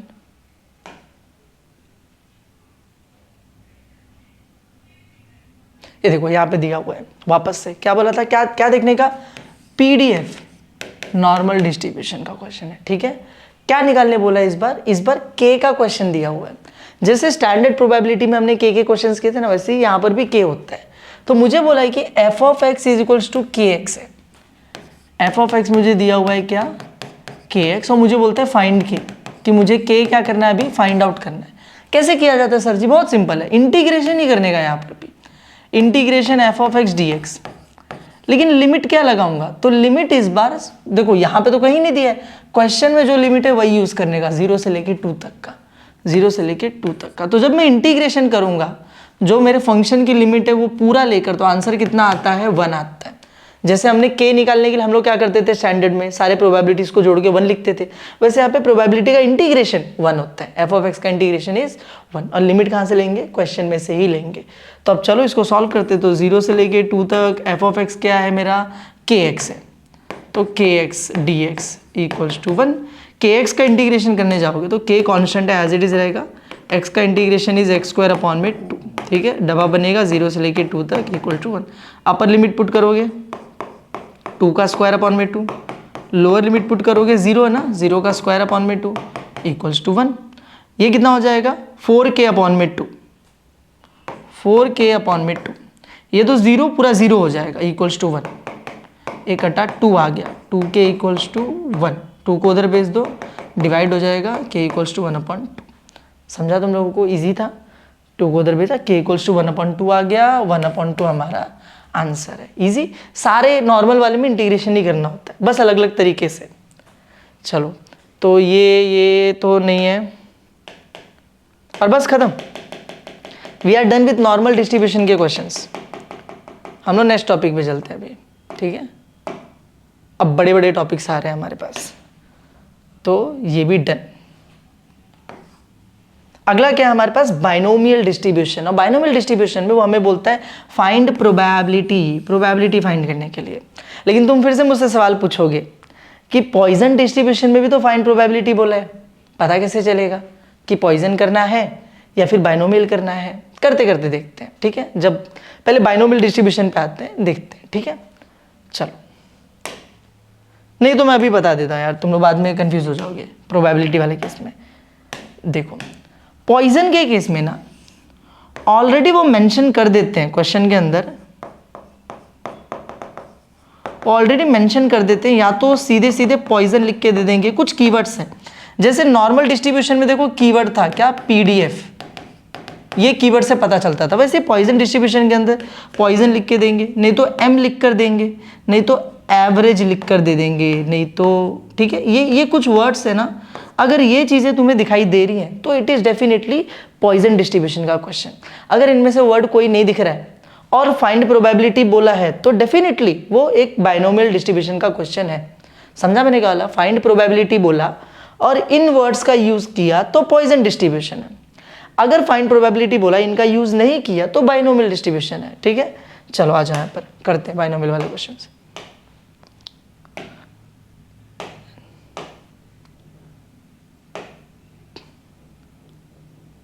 देखो ये रहा बाइनोमियल का क्वेश्चन है, ठीक है। कैसे पता चला मुझे, इसने बोला है find probability, find the probability, और कहीं पर भी average, cap M, small M का यूज या फिर पॉइजन का यूज नहीं किया है, ठीक है। दिस इज बाइनोमियल का क्वेश्चन। कैसे करेंगे, वेरी वेरी सिंपल। बाइनोमियल में ना कुछ स्टेप्स हमें फॉलो करने होते हैं। सबसे पहला स्टेप, अपना इवेंट लिखो कि तुम करने क्या जा रहे हो। क्या करने जा रहे हैं हम लोग यहाँ पर, अ pair of dice is thrown 3 times, यही हमारा इवेंट है। मैंने एक पेयर ऑफ डाइस उठाया, पेयर ऑफ डाइस यानी 2 डाई उठाया मैंने एक साथ, 2 डाई, और उसको थ्रो किया। कितनी बार थ्रो किया, 3 टाइम्स थ्रो किया उसको मैंने। ये मेरा इवेंट है, अच्छी बात है। दूसरी चीज जो तुम्हें यहाँ पर लिखनी है वो लिखनी है n, नंबर ऑफ अटेम्प्ट, ठीक है। तो मैं लिखता हूं therefore n is equals to, n मतलब तुम कोई भी चीज कर रहे हो तो कितनी बार कर रहे हो। मैंने पेयर ऑफ डाइस को थ्रो किया, कितनी बार किया, 3 बार किया, साफ साफ लिखा हुआ है। तो n की वैल्यू इज 3, सिंपल होगी, फर्स्ट वैल्यू मिल गई मुझे, ठीक है। उसके बाद मैं डिफाइन करूंगा मेरे x को। किसको डिफाइन करूंगा, x को। तो मैं यहाँ पे लिखता हूं let x equals to, x कभी भी ऐसे स्टार्ट होता है, नंबर ऑफ, x कैसे स्टार्ट होगा, नंबर ऑफ, नंबर ऑफ क्या लिखें। तो यहाँ पर देखो ऊपर लिखा हुआ है कि पेयर ऑफ डाइस, देखो इसमें ढूंढेंगे, क्वेश्चन के अंदर ढूंढेंगे कि प्रोबेबिलिटी किस चीज की निकालनी है, वही मेरा x होता है। तो a pair of dice is thrown 3 times if getting a doublet is considered as success, लिखा हुआ है सक्सेस है वो, ठीक है।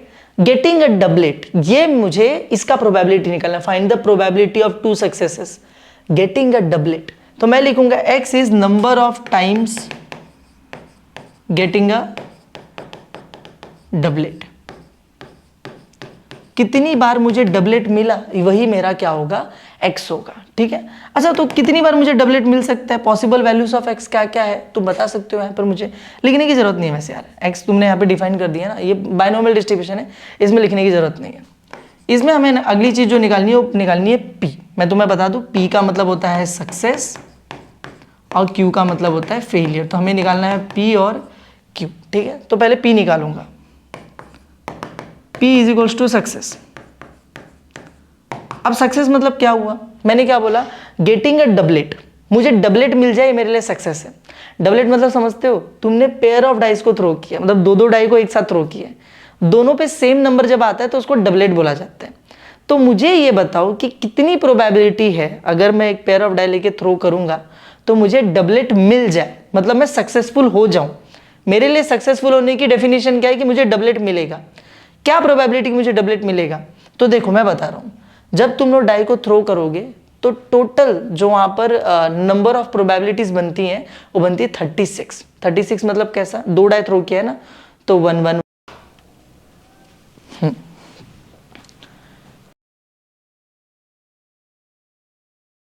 तो जब एक पेयर ऑफ डाइस को थ्रो किया जाता है तो मुझे प्रोबेबिलिटी, जो मुझे सैंपल स्पेस पूरा मिलता है वो कैसा मिलता है, 1 1 1 2 1 3 1 4 1 5 1 6 2 1 2 2 ऐसे मिलता है। टोटल 36 मिलते हैं। कितने मिलते हैं, 36। तुमने अगर कभी दो डाई का सैंपल स्पेस लिखा होगा तो वो पूरे 36 के अंदर डबलेट कितने होते हैं, डबलेट उसके अंदर सिर्फ 6 होते हैं, 1 1 2 2 3 3 4 4 5 5 6 6, 6 ही डबलेट होते हैं, तो 6। तो मुझे सक्सेस मिलने की प्रोबेबिलिटी है 36 टोटल सैंपल स्पेस के एलिमेंट्स में से सिर्फ 6। इसको कैंसल आउट करूंगा तो 6 1 जा 6 6 6 जा 36 1/6, ये मेरी प्रोबेबिलिटी ऑफ सक्सेस है। बाइनोमियल डिस्ट्रीब्यूशन में p निकालना पड़ता है, फिर q निकालते हैं। q मतलब फेलियर की प्रोबेबिलिटी। q निकालने का बहुत सिंपल तरीका होता है, 1 माइनस p फॉर्मूला उसका, q का फॉर्मूला इज 1 माइनस p। तो q is equals to 1 minus p कितना दिया, 1/6। तो q is equals to multiply करोगे, क्रॉस मल्टीप्लाई आ जाएगा 5/6। लो मुझे q मिल गया, ठीक है। तुमने n लिखा नंबर ऑफ अटेम्प्ट, x को डिफाइन किया। x को कैसे डिफाइन किया, क्वेश्चन में जिस चीज की प्रोबेबिलिटी ढूंढने बोली है, जिसको सक्सेस कंसीडर किया, वही मेरा x हो जाएगा, नंबर ऑफ जो भी वहां पे दिया हुआ है। p is success. सक्सेस कैसा, जो भी तुम ढूंढ रहे हो, तुम चाहते हो, वो मिलने की कितनी प्रोबेबिलिटी है, 36 में से 6 निकाला, q के फॉर्मूला है हमारे पास। ये पूरा होने के बाद मेरे पास नेक्स्ट स्टेप आता है px का फॉर्मूला। क्या लिखूंगा आगे, px का फॉर्मूला। तो अब मैं लिखता हूं now px is equals to, अच्छा रुको रुको, फॉर्मूला लिखने से पहले एक और चीज बीच में करना, ठीक है, वो भी जरूरी है। फॉर्मूला लिखने से पहले एक नोटेशन आता है, ये एक नोटेशन है हमारी बाइनोमियल डिस्ट्रीब्यूशन की, हमें ये लिखना पड़ता है। तो देयरफॉर x b यानी बाइनोमियल डिस्ट्रीब्यूशन, वैल्यूज किसकी आती है, पहले n की आती है। n कितना मिला था 3, कॉमा p कितना आया था 1/6। ये नोटेशन लिखना पड़ता है, ठीक है। उसके बाद फॉर्मूला लिखने का, px का फॉर्मूला। तो px का फॉर्मूला क्या है मेरे पास, px is equals to ncx p के पावर में x q के पावर में n माइनस x। तो चलो इसमें पुट करते फटाफट से सब कुछ। n मतलब क्या, 3, c x की वैल्यू कुछ नहीं लिखने का, p मतलब हमने निकाला था 1/6 पावर में x, q मतलब 5/6, अभी ये भी निकाले थे यहाँ पे देखो, पावर में n माइनस एक्स मतलब 3 माइनस एक्स। एक्स की जगह कुछ मत लिखो, बाकी सब में जो आ रहा है वो लिख दो। समझा तुम लोगों को इतना, ठीक है। चलो एक बार ये हो जाए उसके बाद अब तुम लोग सीधे सीधे आंसर निकालोगे, ठीक है। ये सारे स्टेप्स करने ही पड़ते। तुम्हें लगा कितना कुछ बताया मैंने, पर नहीं, 4-5 लाइन लिखी हुई है बस, ठीक है, देख लेना अच्छे से। अब हम लोग अपना आंसर निकालेंगे। क्या बोला था, find the probability of 2 success, probability of 2 success. तो अब पता है क्या किया जाता है ये निकालने के बाद, देयरफॉर प्रोबेबिलिटी निकालनी है ऑफ 2 सक्सेसेस, इसका मतलब P2 निकालना है, और P2 का मतलब प्रोबेबिलिटी में x की जगह 2 पुट करना है। तो ये पूरा लिखूंगा, x की जगह कितना आ जाएगा 2, 1/6 x की जगह 2, 5/6 x की जगह 2। समझा तुम लोगों को, इतना ही करना होता है, बस इसको सॉल्व करेंगे हमारा आंसर आ जाएगा।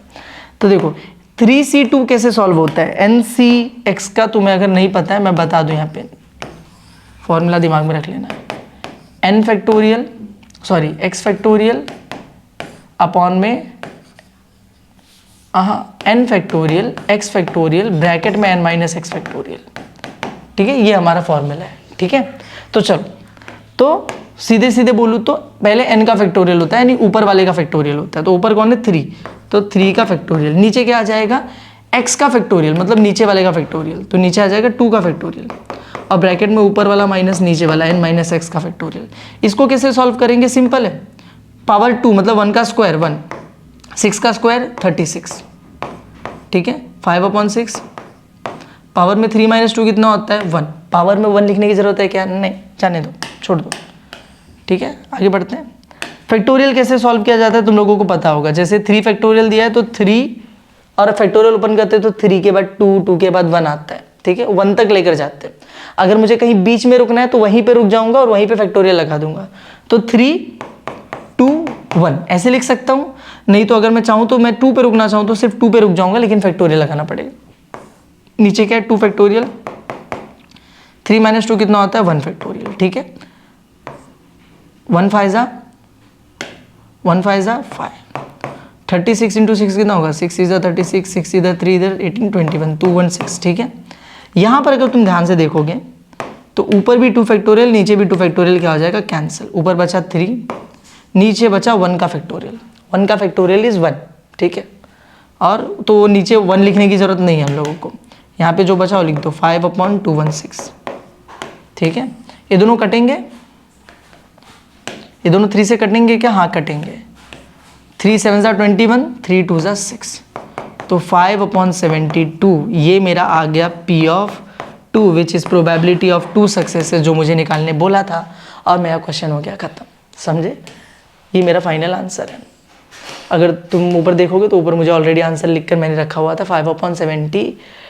ठीक है, आई नो तुम लोगों को थोड़ा बड़ा लग रहा होगा। अगर तुमने पहली बार देखा है तो, अगर तुम पहले चैप्टर पढ़ चुके हो तो ईजी लग रहा होगा, पहली बार देख रहे हो तो थोड़ा हार्ड लग रहा होगा। थोड़ा सा टाइम दोगे, 1-2 क्वेश्चन देखोगे तो पूरा क्लैरिटी मिल जाएगा क्या है। ठीक है, ये स्टेप्स दिमाग में बस रखना है अपने लिए तुम्हारे। चलो आगे देखते हैं और बाइनोमियल के क्वेश्चंस।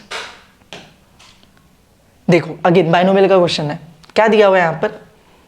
कैसे पता चला बाइनोमियल का क्वेश्चन है? बोलते हैं फाइंड द प्रोबेबिलिटी और एवरेज, एम पॉइजन, इन वर्ड्स का यूज नहीं किया, मतलब पॉइजन डिस्ट्रीब्यूशन नहीं हो सकता, बाइनोमियल डिस्ट्रीब्यूशन का क्वेश्चन है। प्रोबेबिलिटी फाइंड करने बोला, बाइनोमियल डिस्ट्रीब्यूशन, इजी, खत्म। चलो कैसे करेंगे? स्टार्टिंग के सारे स्टेप सेम होते हैं। पहला स्टेप क्या होता है? इवेंट लिखो। इवेंट कर क्या रहे हो तुम लोग? तो यहां पर देखो लिखा हुआ है 5 cards are drawn from with replacement from a well shuffled card of 52 cards. मैं 5 कार्ड ड्रॉ कर रहा हूं, मैं शफल ऑफ कार्ड्स में से 5 कार्ड निकाल रहा हूं। तो मैं पे लिखता हूं 5 कार्ड्स आर ड्रॉन, मैं 5 कार्ड ड्रॉ कर रहा हूं फ्रॉम विथ रिप्लेसमेंट, जो भी लिख कर दिया है, with replacement from a pack of 52 cards. 52 cards में से मैं 5 कार्ड्स क्या कर रहा हूँ? ड्रॉ कर रहा हूँ। तो मेरा n कितना आएगा? n आ जाएगा 5। n मतलब नंबर ऑफ अटेम्प्ट, मैं कितने अटेम्प्ट कर रहा हूँ। तो मैं कार्ड्स कितने ड्रॉ कर रहा हूँ? 5 ही कार्ड ड्रॉ कर रहा हूँ, तो नंबर ऑफ अटेम्प्ट यानी कि 5 आ जाएगा। ठीक है, तो जो पहली चीज़ जो थी हो गई इवेंट, दूसरी चीज़ हो गई n, थर्ड चीज़ क्या आती है हमारा? Define x। तुम्हें x को डिफाइन करना है। x क्या है हमारे लिए? जो क्वेश्चन में प्रोबेबिलिटी जिस चीज़ की पूछी हो x होता है। तो मैं लिखता हूँ let x equals to number of क्या आएगा? ढूंढना पड़ेगा क्वेश्चन में। देखो बोला find the probability that all the 5 cards are spades, only 3 cards are spade. Spade हर जगह किसकी बात हो रही है? स्पेड, मतलब नंबर ऑफ स्पेड कार्ड, वो मेरे लिए क्या हो जाएगा? x। समझे? जिस चीज की प्रोबेबिलिटी ढूंढ रहे वो मेरे लिए x होता है, नंबर ऑफ स्पेड कार्ड्स। ठीक है, एक बार डिफाइन x हो गया, फिर अगली चीज क्या है? p और q लिखना। p यानी सक्सेस, q यानी फेलियर। तो मैं लिखता हूं therefore p is equals to success. अब सक्सेस क्या होगा मेरे लिए? ऑब्वियस ही बात है, नंबर ऑफ स्पेड कार्ड। मैं स्पेड कार्ड निकालने की कोशिश कर रहा हूं, तो क्या प्रोबेबिलिटी है कि मुझे स्पेड कार्ड मिल जाएगा, वही मेरे लिए सक्सेस होगा। ठीक है, तो वेरी सिंपल है। टोटल कितने कार्ड्स होते हैं? 52 होते हैं। उसमें से स्पेड कार्ड कितने होते हैं? 30। टोटल 52 कार्ड में 13 अलग अलग शेप्स होते हैं। 13 हार्ट होता है, 13 क्लब होता है, 13 स्पेड होता है, 13 डायमंड होता है। तो मुझे स्पेड चाहिए, तो 52 में से स्पेड मिलने के कितने चांसेस है? 13 चांसेस है। तो अगर इसको कैंसिल करूँ, 13 1 जा 13 4 जा 1/4 मेरे लिए किसकी वैल्यू हो गई? पी की। अब क्यू की वैल्यू कैसे आ जाएगी? Q is equals to 1 minus p, 1 minus 1/4। Solve करोगे कितना आ जाएगा? 3/4, 3/4। ये मेरे लिए हो गया क्यू। पी क्यू मिल गया, फेलियर सक्सेस। फिर अगला क्या बोला था मैंने? ये जो अपना नोटेशन होता है लिखने का, x B n comma p, और उसके बाद क्या लिखने का? प्रोबेबिलिटी का फॉर्मूला। ठीक है, तो चलो लिखते हैं एक्स वाला, एक्स बी एन। एन कितना आया था? 5। पी कितना आया? 1/4। हो गया नोटेशन। प्रोबेबिलिटी का फॉर्मूला लिखते हैं, p of x is equals to n C x, P के पावर में एक्स, क्यू के पावर में एन माइनस एक्स। एन कितना है? 5, सी एक्स, पी की वैल्यू 1/4 पावर में एक्स। क्यू की वैल्यू क्या है? अरे क्यू की वैल्यू क्या थी, भूल गया, 3/4। अभी ऊपर ही तो लिखा हुआ था 3/4, एन माइनस एक्स, एन यानी 5 माइनस एक्स। हो गया मेरा प्रोबेबिलिटी का फॉर्मूला। इजी। एक बार प्रोबेबिलिटी का फॉर्मूला लिख दिया, फिर सीधे सीधे जो क्वेश्चन में फाइंड करने बोला है फाइंड कर दो। क्या फाइंड करने बोला क्वेश्चन में? दो दिया हुआ है। A, all the 5 cards are spade, B, only 3 cards are spade. All the 5 are spade, 3 are spade. तो निकालता हूं मैं यहाँ पे, मैं लिखता हूं यहाँ पर A, probability all 5 cards are spade. इसका मतलब P ऑफ 5, सारे पांचों के पास स्पेड है, मतलब P5। ठीक है, मतलब x की वैल्यू 5 रखनी है, तो पूरा लिखूंगा 5 सी, x की वैल्यू कितनी आ जाएगी? 5। 1/4 पावर में x की जगह 5, 3/4 पावर में x की जगह 5 माइनस x की वैल्यू 5। समझे?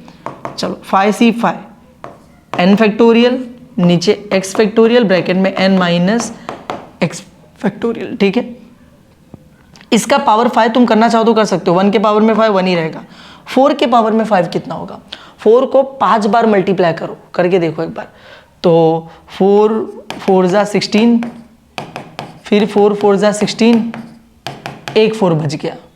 ठीक है, 16 16 जा कितना होता है? 16 का स्क्वायर कितना आता है? 20 12 256। 256 इंटू 4 करो, 256 इंटू 4, 4 6 जा 24, 4 5 जा 20 22, 4 2 जा 8 9 10, 1024। तो 1024, 4 के पावर में 5, 4 को 5 बार मल्टीप्लाई किया, 1024 आ गया। ठीक है, हो गया। चलो अब यहाँ पर देखो, 3/4 के पावर में क्या आ गया? 5 माइनस 5 यानी कि 0। उनके पावर में क्या आ गया है? 0। अच्छा इधर एक चीज़ देखो, ये दोनों तो कट जाएंगे, 5 फैक्टोरियल 5 फैक्टोरियल। नीचे 5 माइनस 5 कितना हो जाएगा? 0 फैक्टोरियल। 0 फैक्टोरियल की वैल्यू 0 नहीं होती है, 1 होती है, तो 1 हो जाएगा। मतलब ये पूरा किसी काम का नहीं है, हट गया, गायब हो गया। इसके पावर में 0 आ गया, anything to the power 0 is 1। ये 1 बन गया, 0 का फैक्टोरियल 1 होता है, तो 1 बन गया और गायब हो गया। Anything to the power 0 is 1, तो 1 बन गया और गायब हो गया। बचा क्या? 1/1024। ये मेरा फाइनल आंसर है। जो बी मुझे निकालने बोला है, बी में क्या लिखा है? Only 3 cards are spade. Spade मतलब P ऑफ 3 निकालने बोला है। तो 5C3, P यानी 1/4 पावर में x की जगह कितना आ जाएगा? 3, 5/4, 5 माइनस एक्स की जगह 3 आ जाएगा। ठीक है, चलो पुट करो, ये क्या हो जाएगा? n factorial x factorial n minus x का होल फैक्टोरियल। 1 का क्यूब 1, 4 का क्यूब कितना होता है? 16 4 जा 64। ठीक है, 5/4, 5 माइनस 3 कितना हो जाएगा? 2 हो जाएगा। यहाँ पर अगर मैं 5 फैक्टोरियल को ओपन करूँ तो आएगा 5 4 फिर 3। चाहूँ तो 1 तक जाऊँ, पर मैं 3 पे रुक जाऊँगा। 5 माइनस 3 कितना हो जाएगा? 2 फैक्टोरियल। ठीक है, 1/64 एज इट इज़ रहेगा। 5 का स्क्वायर 25, 4 का स्क्वायर 16।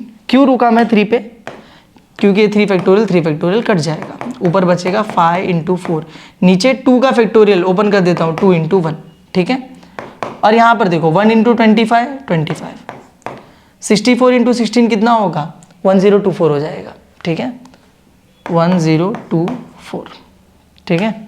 अब यहाँ पे देखो 5 4 ज़ा 20 अपॉन में 2 यानी कि 10, इसको कैंसिल आउट कर दो ना, 5 2 ज़ा 10, 25 अपॉन में 1024, दोनों को मल्टीप्लाई करोगे ऊपर तो 250 अपॉन में 1024, कुछ कैंसिल आउट होगा दोनों में, हाँ काटने जाओगे तो कटेगा 2 से, 2 से काट के देखते हैं।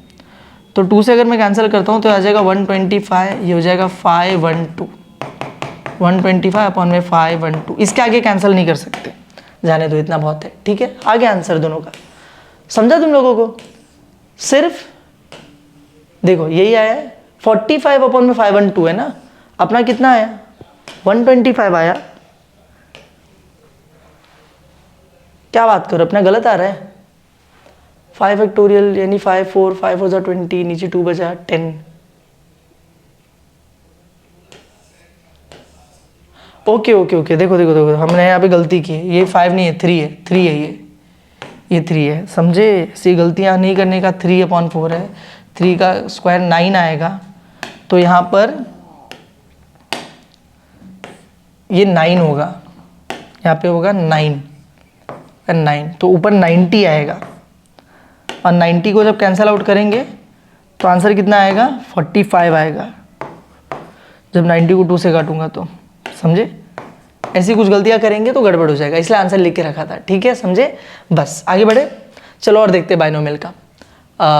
ये देखो, ये अबे देखो एक बहुत मजेदार क्वेश्चन है, ठीक है, बोला है फाइंड द प्रोबेबिलिटी, तो तुम्हें लगेगा कि यार ये तो इसका क्वेश्चन है, बाइनोमियल डिस्ट्रीब्यूशन का क्वेश्चन है, लेकिन यहां पर देखो क्या लिख कर दिया एवरेज, इसका मतलब ये क्वेश्चन पॉइजन का है, क्वेश्चन किसका है पॉइजन का है, समझे तुम लोग। और वो भी अगर तुम्हें नहीं समझ में आता ना तो देखो ई लिख कर दिया हो ना, ई, ये जो ई है ये भी सिर्फ पॉइजन के क्वेश्चन में ही दिया होता है और कहीं नहीं दिया होता है।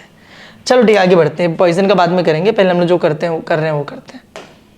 तो ये देखो ये रहा बाइनोमियल का क्वेश्चन, वापस से दिया है, इसको भी सॉल्व कर लेते हैं, ठीक है। अपने पास टाइम है, बहुत टाइम हो चुका है, हाँ ठीक है रुको थोड़ा टाइम है, करते हैं।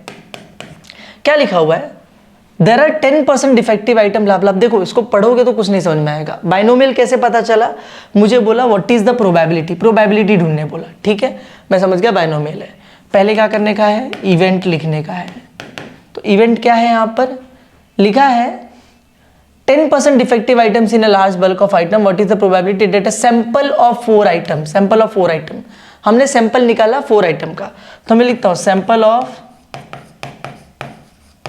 4 आइटम्स इज टेकन, 4 आइटम का सैंपल लिया, मतलब n की वैल्यू कितनी हो गई 4, लो हमारा n भी आ गया। थर्ड स्टेप क्या बोला था, डिफाइन करो x को, तो therefore x is equals to, x कैसे आता है नंबर ऑफ, ठीक है किसका नंबर, जिसकी प्रोबेबिलिटी चाहिए, प्रोबेबिलिटी किसकी ढूंढ रहे हैं, find the probability that a sample will not include more than 1 defective item, defective item मतलब x क्या आ गया नंबर ऑफ डिफेक्टिव आइटम, ठीक है।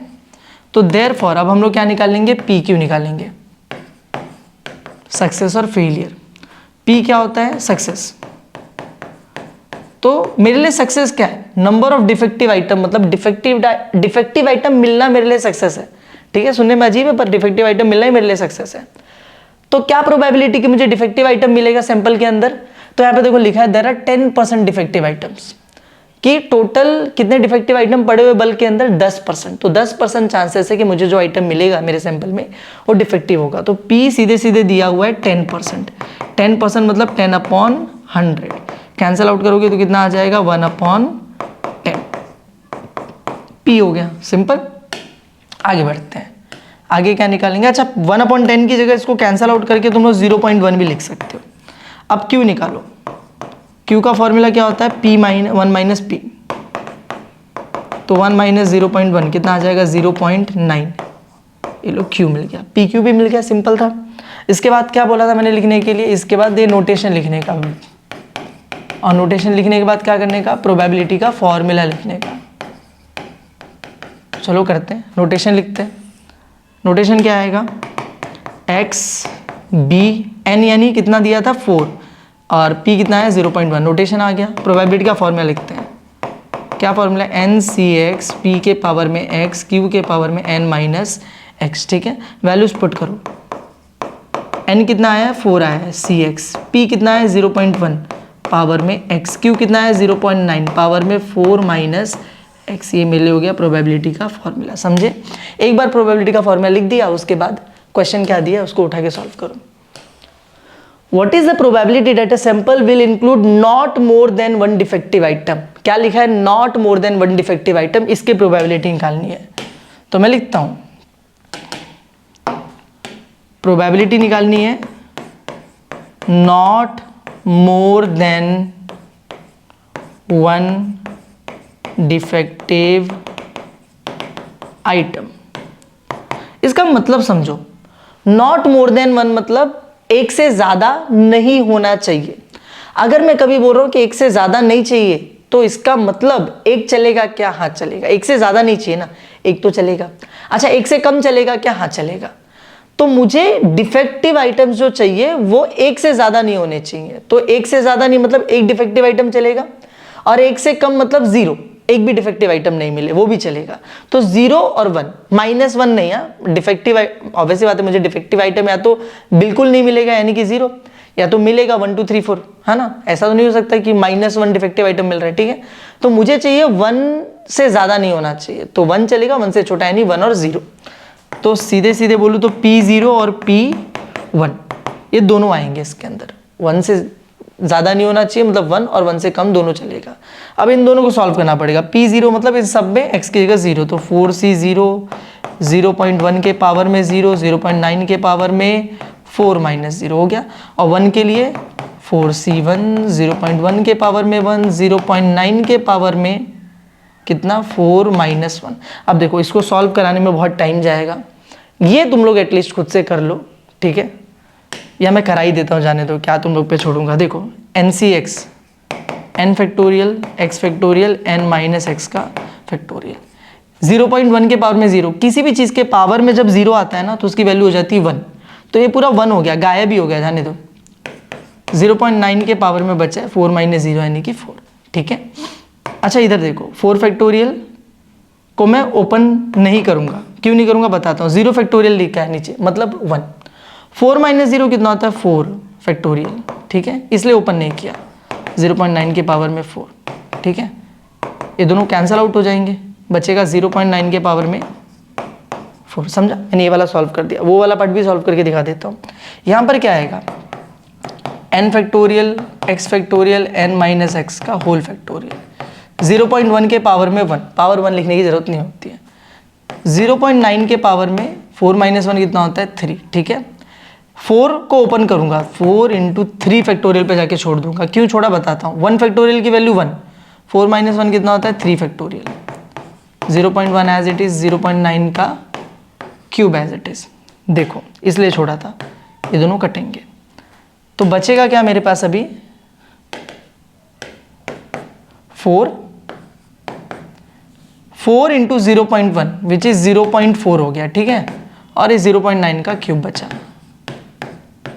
ठीक है, अब पता है मैं क्या कर सकता हूं, दोनों में मुझे दिख रहा है 0.9 कॉमन है, तो 0.9 कॉमन ले लेता हूं। वो भी 0.9 में यहाँ पे पावर 4 यहाँ पे पावर 3 है, तो मैं पावर 3 छोटा पावर कॉमन ले सकता हूँ।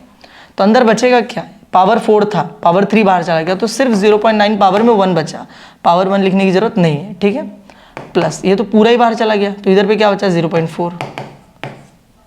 तो 0.9 का होल क्यूब, इन दोनों को ऐड करूंगा तो कितना आ जाएगा 1.3। ये मेरा फाइनल आंसर है। समझा, अगर तुम देखोगे ऊपर मैंने आंसर लिखा होगा शायद से, देखो 1.3 इंटू 0.9 का होल क्यूब। समझे, इजी था। आगे बढ़े, बाइनोमियल बहुत क्वेश्चन कर लिया हमने बाइनोमियल में। अब आई डोंट थिंक सो हमें बाइनोमियल में क्वेश्चन करने चाहिए। ये देखो बाइनोमियल का क्वेश्चन है, होमवर्क खुद से सॉल्व करो। अब भी वीडियो को रोको, सॉल्व करने की कोशिश करो। देखो आ रहा है कि नहीं आ रहा है, आंसर सामने लिखा हुआ है। ठीक है, ये क्या है, ये बाइनोमियल है पक्का। 10% defective item, there is only one defective item. हाँ, बाइनोमियल है। खुद से करने की कोशिश करो, आएगा तुम्हें, हार्ड नहीं है, आ जाएगा, इसीलिए आ जाएगा। ठीक है, और ये पॉइजन है, इधर भी बाइनोमियल नहीं है, अभी। ये देखो, ये रहा बाइनोमियल का एक्टिविटी दिया हुआ है। क्या लिखा है इसके अंदर? इसमें मुझे बोला है अ pair of dice is thrown 3 times. अरे यार, ये तो हमने किया हुआ है, ऐसा सेम डाइस वाला। वापस करते हैं।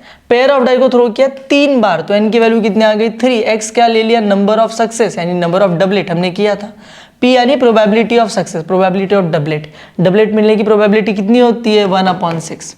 36 में से 6 डबलेट्स होते हैं, कैंसल आउट करके 1/6 आता है। क्यू कितना आया था? 5/6। 1 माइनस पी करके 5/6 आ जाएगा, हमने किया था। ठीक है, आ गया, ये सब लिख लिया उन्होंने। ठीक है, कोई बड़ी बात नहीं है। अब इसको सॉल्व करने बस दिखाना है। p of x equals to 2 और p of x equal to 3, दोनों की वैल्यूज यहाँ पे मुझे सॉल्व करके लिखनी है। ठीक है, p of x equal to 2 कितना आएगा? देखो, n कितना दिया है? 3। c x कितना दिया हुआ है यहाँ पर? x क्या निकाल रहे हैं? अच्छा, 2 निकाल रहे हैं, 2 ऑब्वियस ही बात है। p यानी 1/6, पावर में x यानी 2, फिर 5/6 पावर में n माइनस एक्स यानी 3 - 2। करो, सॉल्व करो। इसका क्या आ जाएगा? 3 फैक्टोरियल अपॉन में 2 फैक्टोरियल ब्रैकेट में 3 - 2 का होल फैक्टोरियल। ये 1 का स्क्वायर 1, 6 का स्क्वायर 36, पावर में 3 - 2 यानी 1 हो जाएगा, तो एज इट इज लिखेंगे।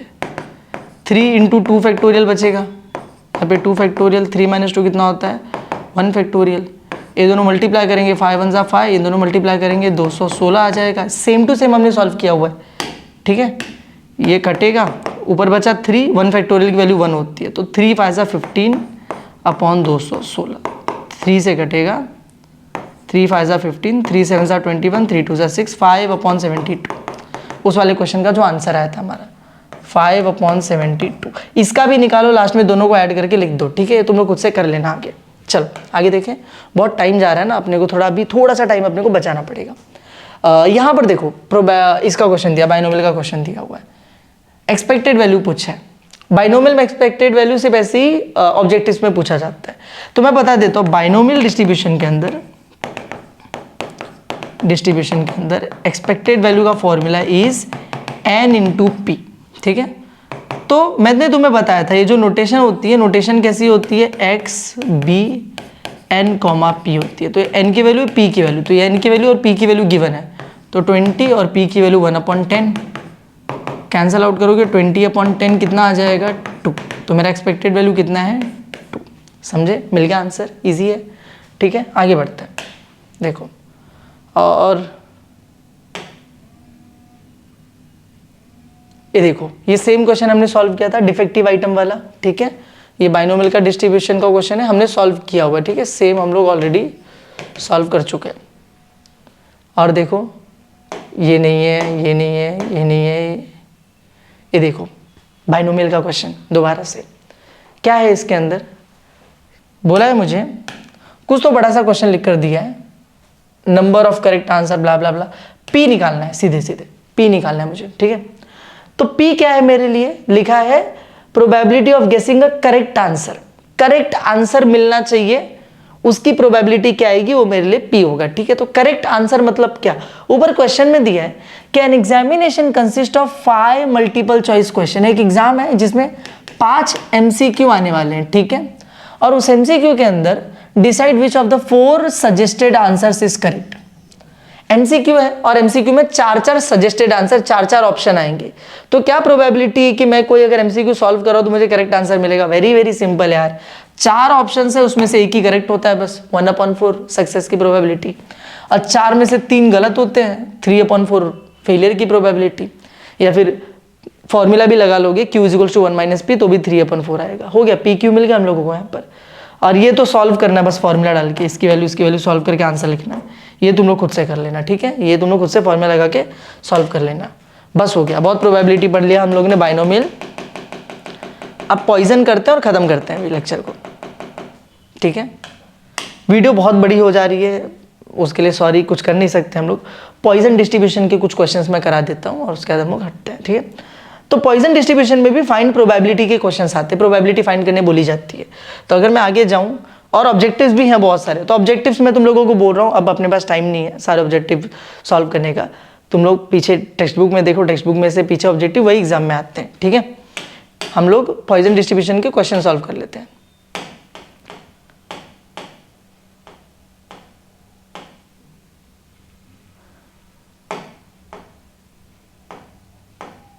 कोई प्रॉपर क्वेश्चन आ जाए, एक्टिविटीज तो बहुत सारे आ रहे हैं, कोई प्रॉपर क्वेश्चन मिल जाए अपने को तो अच्छा लगेगा। ये देखो ये रहा पॉइजन डिस्ट्रीब्यूशन का क्वेश्चन है, ठीक है। क्या दिया हुआ है हम लोगों को यहाँ पर? हम लोगों को यहाँ पे बोला कि defects on plywood sheet occur at random with an average of, यहाँ पे देखो ई की वैल्यू गिवन है, एवरेज लिखा हुआ है और फाइंड प्रोबेबिलिटी बोला है। प्रोबेबिलिटी फाइंड करना है, ई दिया हुआ है, एवरेज लिखा हुआ है, इसका मतलब पॉइजन डिस्ट्रीब्यूशन का क्वेश्चन है, ठीक है। कैसे सॉल्व किया जाता है? सबसे पहली चीज हमें लिखना पड़ता है एम, पॉइजन डिस्ट्रीब्यूशन के अंदर। एम क्या होता है सर जी? एम का मतलब होता है एवरेज। तो मैं लिखूंगा here M is equals to, तो देखो मुझे यहां पे लिखकर दिया हुआ है defects on plywood sheet occur at random with an average of 1 defect per 50 square meter, average of 1। Average कितना है? 1 है। तो m की वैल्यू कितनी आ गई? 1 आ गई, समझे। m की वैल्यू लिख दें। फिर हम लोग दूसरा क्या लिखते हैं? अपना नोटेशन लिखते हैं। नोटेशन ऐसा होता है पॉइजन डिस्ट्रीब्यूशन के लिए, तो मैं लिखूंगा therefore x Poisson distribution m की वैल्यू कितनी है? 1 है, ठीक है। उसके बाद हम लोग लिखते हैं प्रोबेबिलिटी का फॉर्मूला, px का फॉर्मूला लिखते हैं। तो फॉर्मूला इसमें क्या है प्रोबेबिलिटी का पॉइजन में? e to the power minus M, M to the power x upon में x का फैक्टोरियल। इसमें वैल्यूज पुट करते हैं हम लोग फटाफट से। तो e के पावर में -1, m की वैल्यू 1 मिली हम लोगों को, 1 के पावर में x अपॉन में x का फैक्टोरियल, ठीक है। ये मेरा हो गया फॉर्मूला। और इसके बाद सेम जैसे बाइनोमियल में करते थे सॉल्व करेंगे। तो क्या निकालने बोला? 2 दिया है। First question no defect. First question क्या है? No defect. नो डिफेक्ट मतलब मुझे क्या निकालना है? P of 0। नो मतलब 0, ठीक है। तो P0 निकलेगा। P0 कैसे निकलेगा? e पावर -1, 1 के पावर में x की, e के पावर में -1 की वैल्यू कितनी है? 0.3678। इसीलिए बोला था e किस में दिया रहता है? पॉइजन डिस्ट्रीब्यूशन में। तो 0.3678 इंटू 1 के पावर में 0, एनीथिंग पावर 0 आंसर 1 आता है, तो मतलब नहीं है। 0 का फैक्टोरियल 1 होता है, मतलब नहीं है। इंटू 1 अपॉन 1 का कोई मतलब नहीं होता। तो ये मेरा फाइनल आंसर है, खत्म, ठीक है। दूसरा क्या निकालने बोला था? दूसरा मुझे बोला था एटलीस्ट 1 डिफेक्ट। दूसरा बोला है एटलीस्ट 1 डिफेक्ट।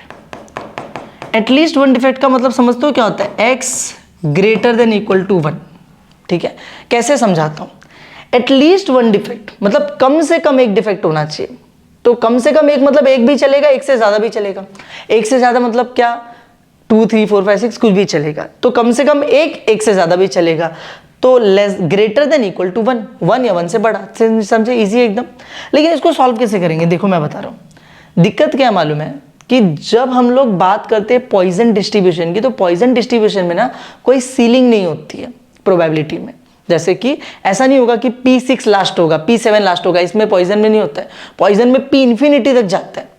तो अगर मैं बोलूंगा ग्रेटर देन इक्वल टू 1 मतलब 1 या 1 से बड़ा, तो 1 2 3 4 5 6 7 8 9 10 11 12 करते करते इन्फिनिटी पहुंच जाएंगे। इन्फिनिटी तक तो हम लिख ही नहीं पाएंगे, जोड़ ही नहीं पाएंगे।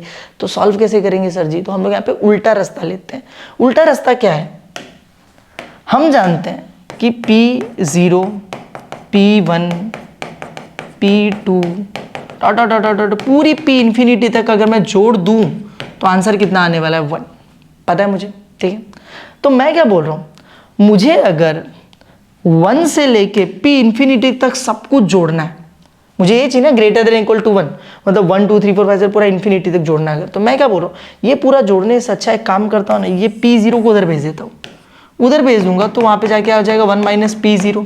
यहाँ पे क्या बचेगा? P1 P2 dot dot dot dot dot कहाँ तक? P इंफिनिटी तक। तो मुझे पता है 1 से लेके इंफिनिटी तक जोड़ने से अच्छा मैं 1 माइनस P0 कर दूं, मुझे आंसर मिल जाएगा। समझे? इसको बोलते हैं पीछे का रास्ता। पीछे का रास्ता क्या बोलता है कि तुम्हें अगर आगे तुम नहीं जा सकते तो तुम पीछे से आओ। तो आगे कैसे जाना था, 1 और 1 से बड़ा चाहिए था, तो मैं 1 और उसके आगे का सब कुछ छोड़ दूंगा, बचा कौन पीछे 0, तो 1 में से माइनस P0 कर दूंगा मैं, तो यहाँ पर आ जाएगा 1 माइनस P0, ठीक है, 1 से लेके इन्फिनिटी तक P1 P इन्फिनिटी तक नहीं जोड़ सकता, पीछे आ गया 1 माइनस P0, तो 1 माइनस P0 कैसे आएगा, e टू द पावर -1, ये देखो अभी तो निकाले थे, P0 की वैल्यू कितनी आई थी 0.3678, सॉल्व करके वही आएगा, तो माइनस कर दो और जो भी आंसर आएगा लिख दो, तो 2 10 में से 8 गया 2, 9 में से 7 गया 2, 9 में से 6 गया 3, 9 में से 3 गया तो 6, 0.633322 हमारा फाइनल आंसर है।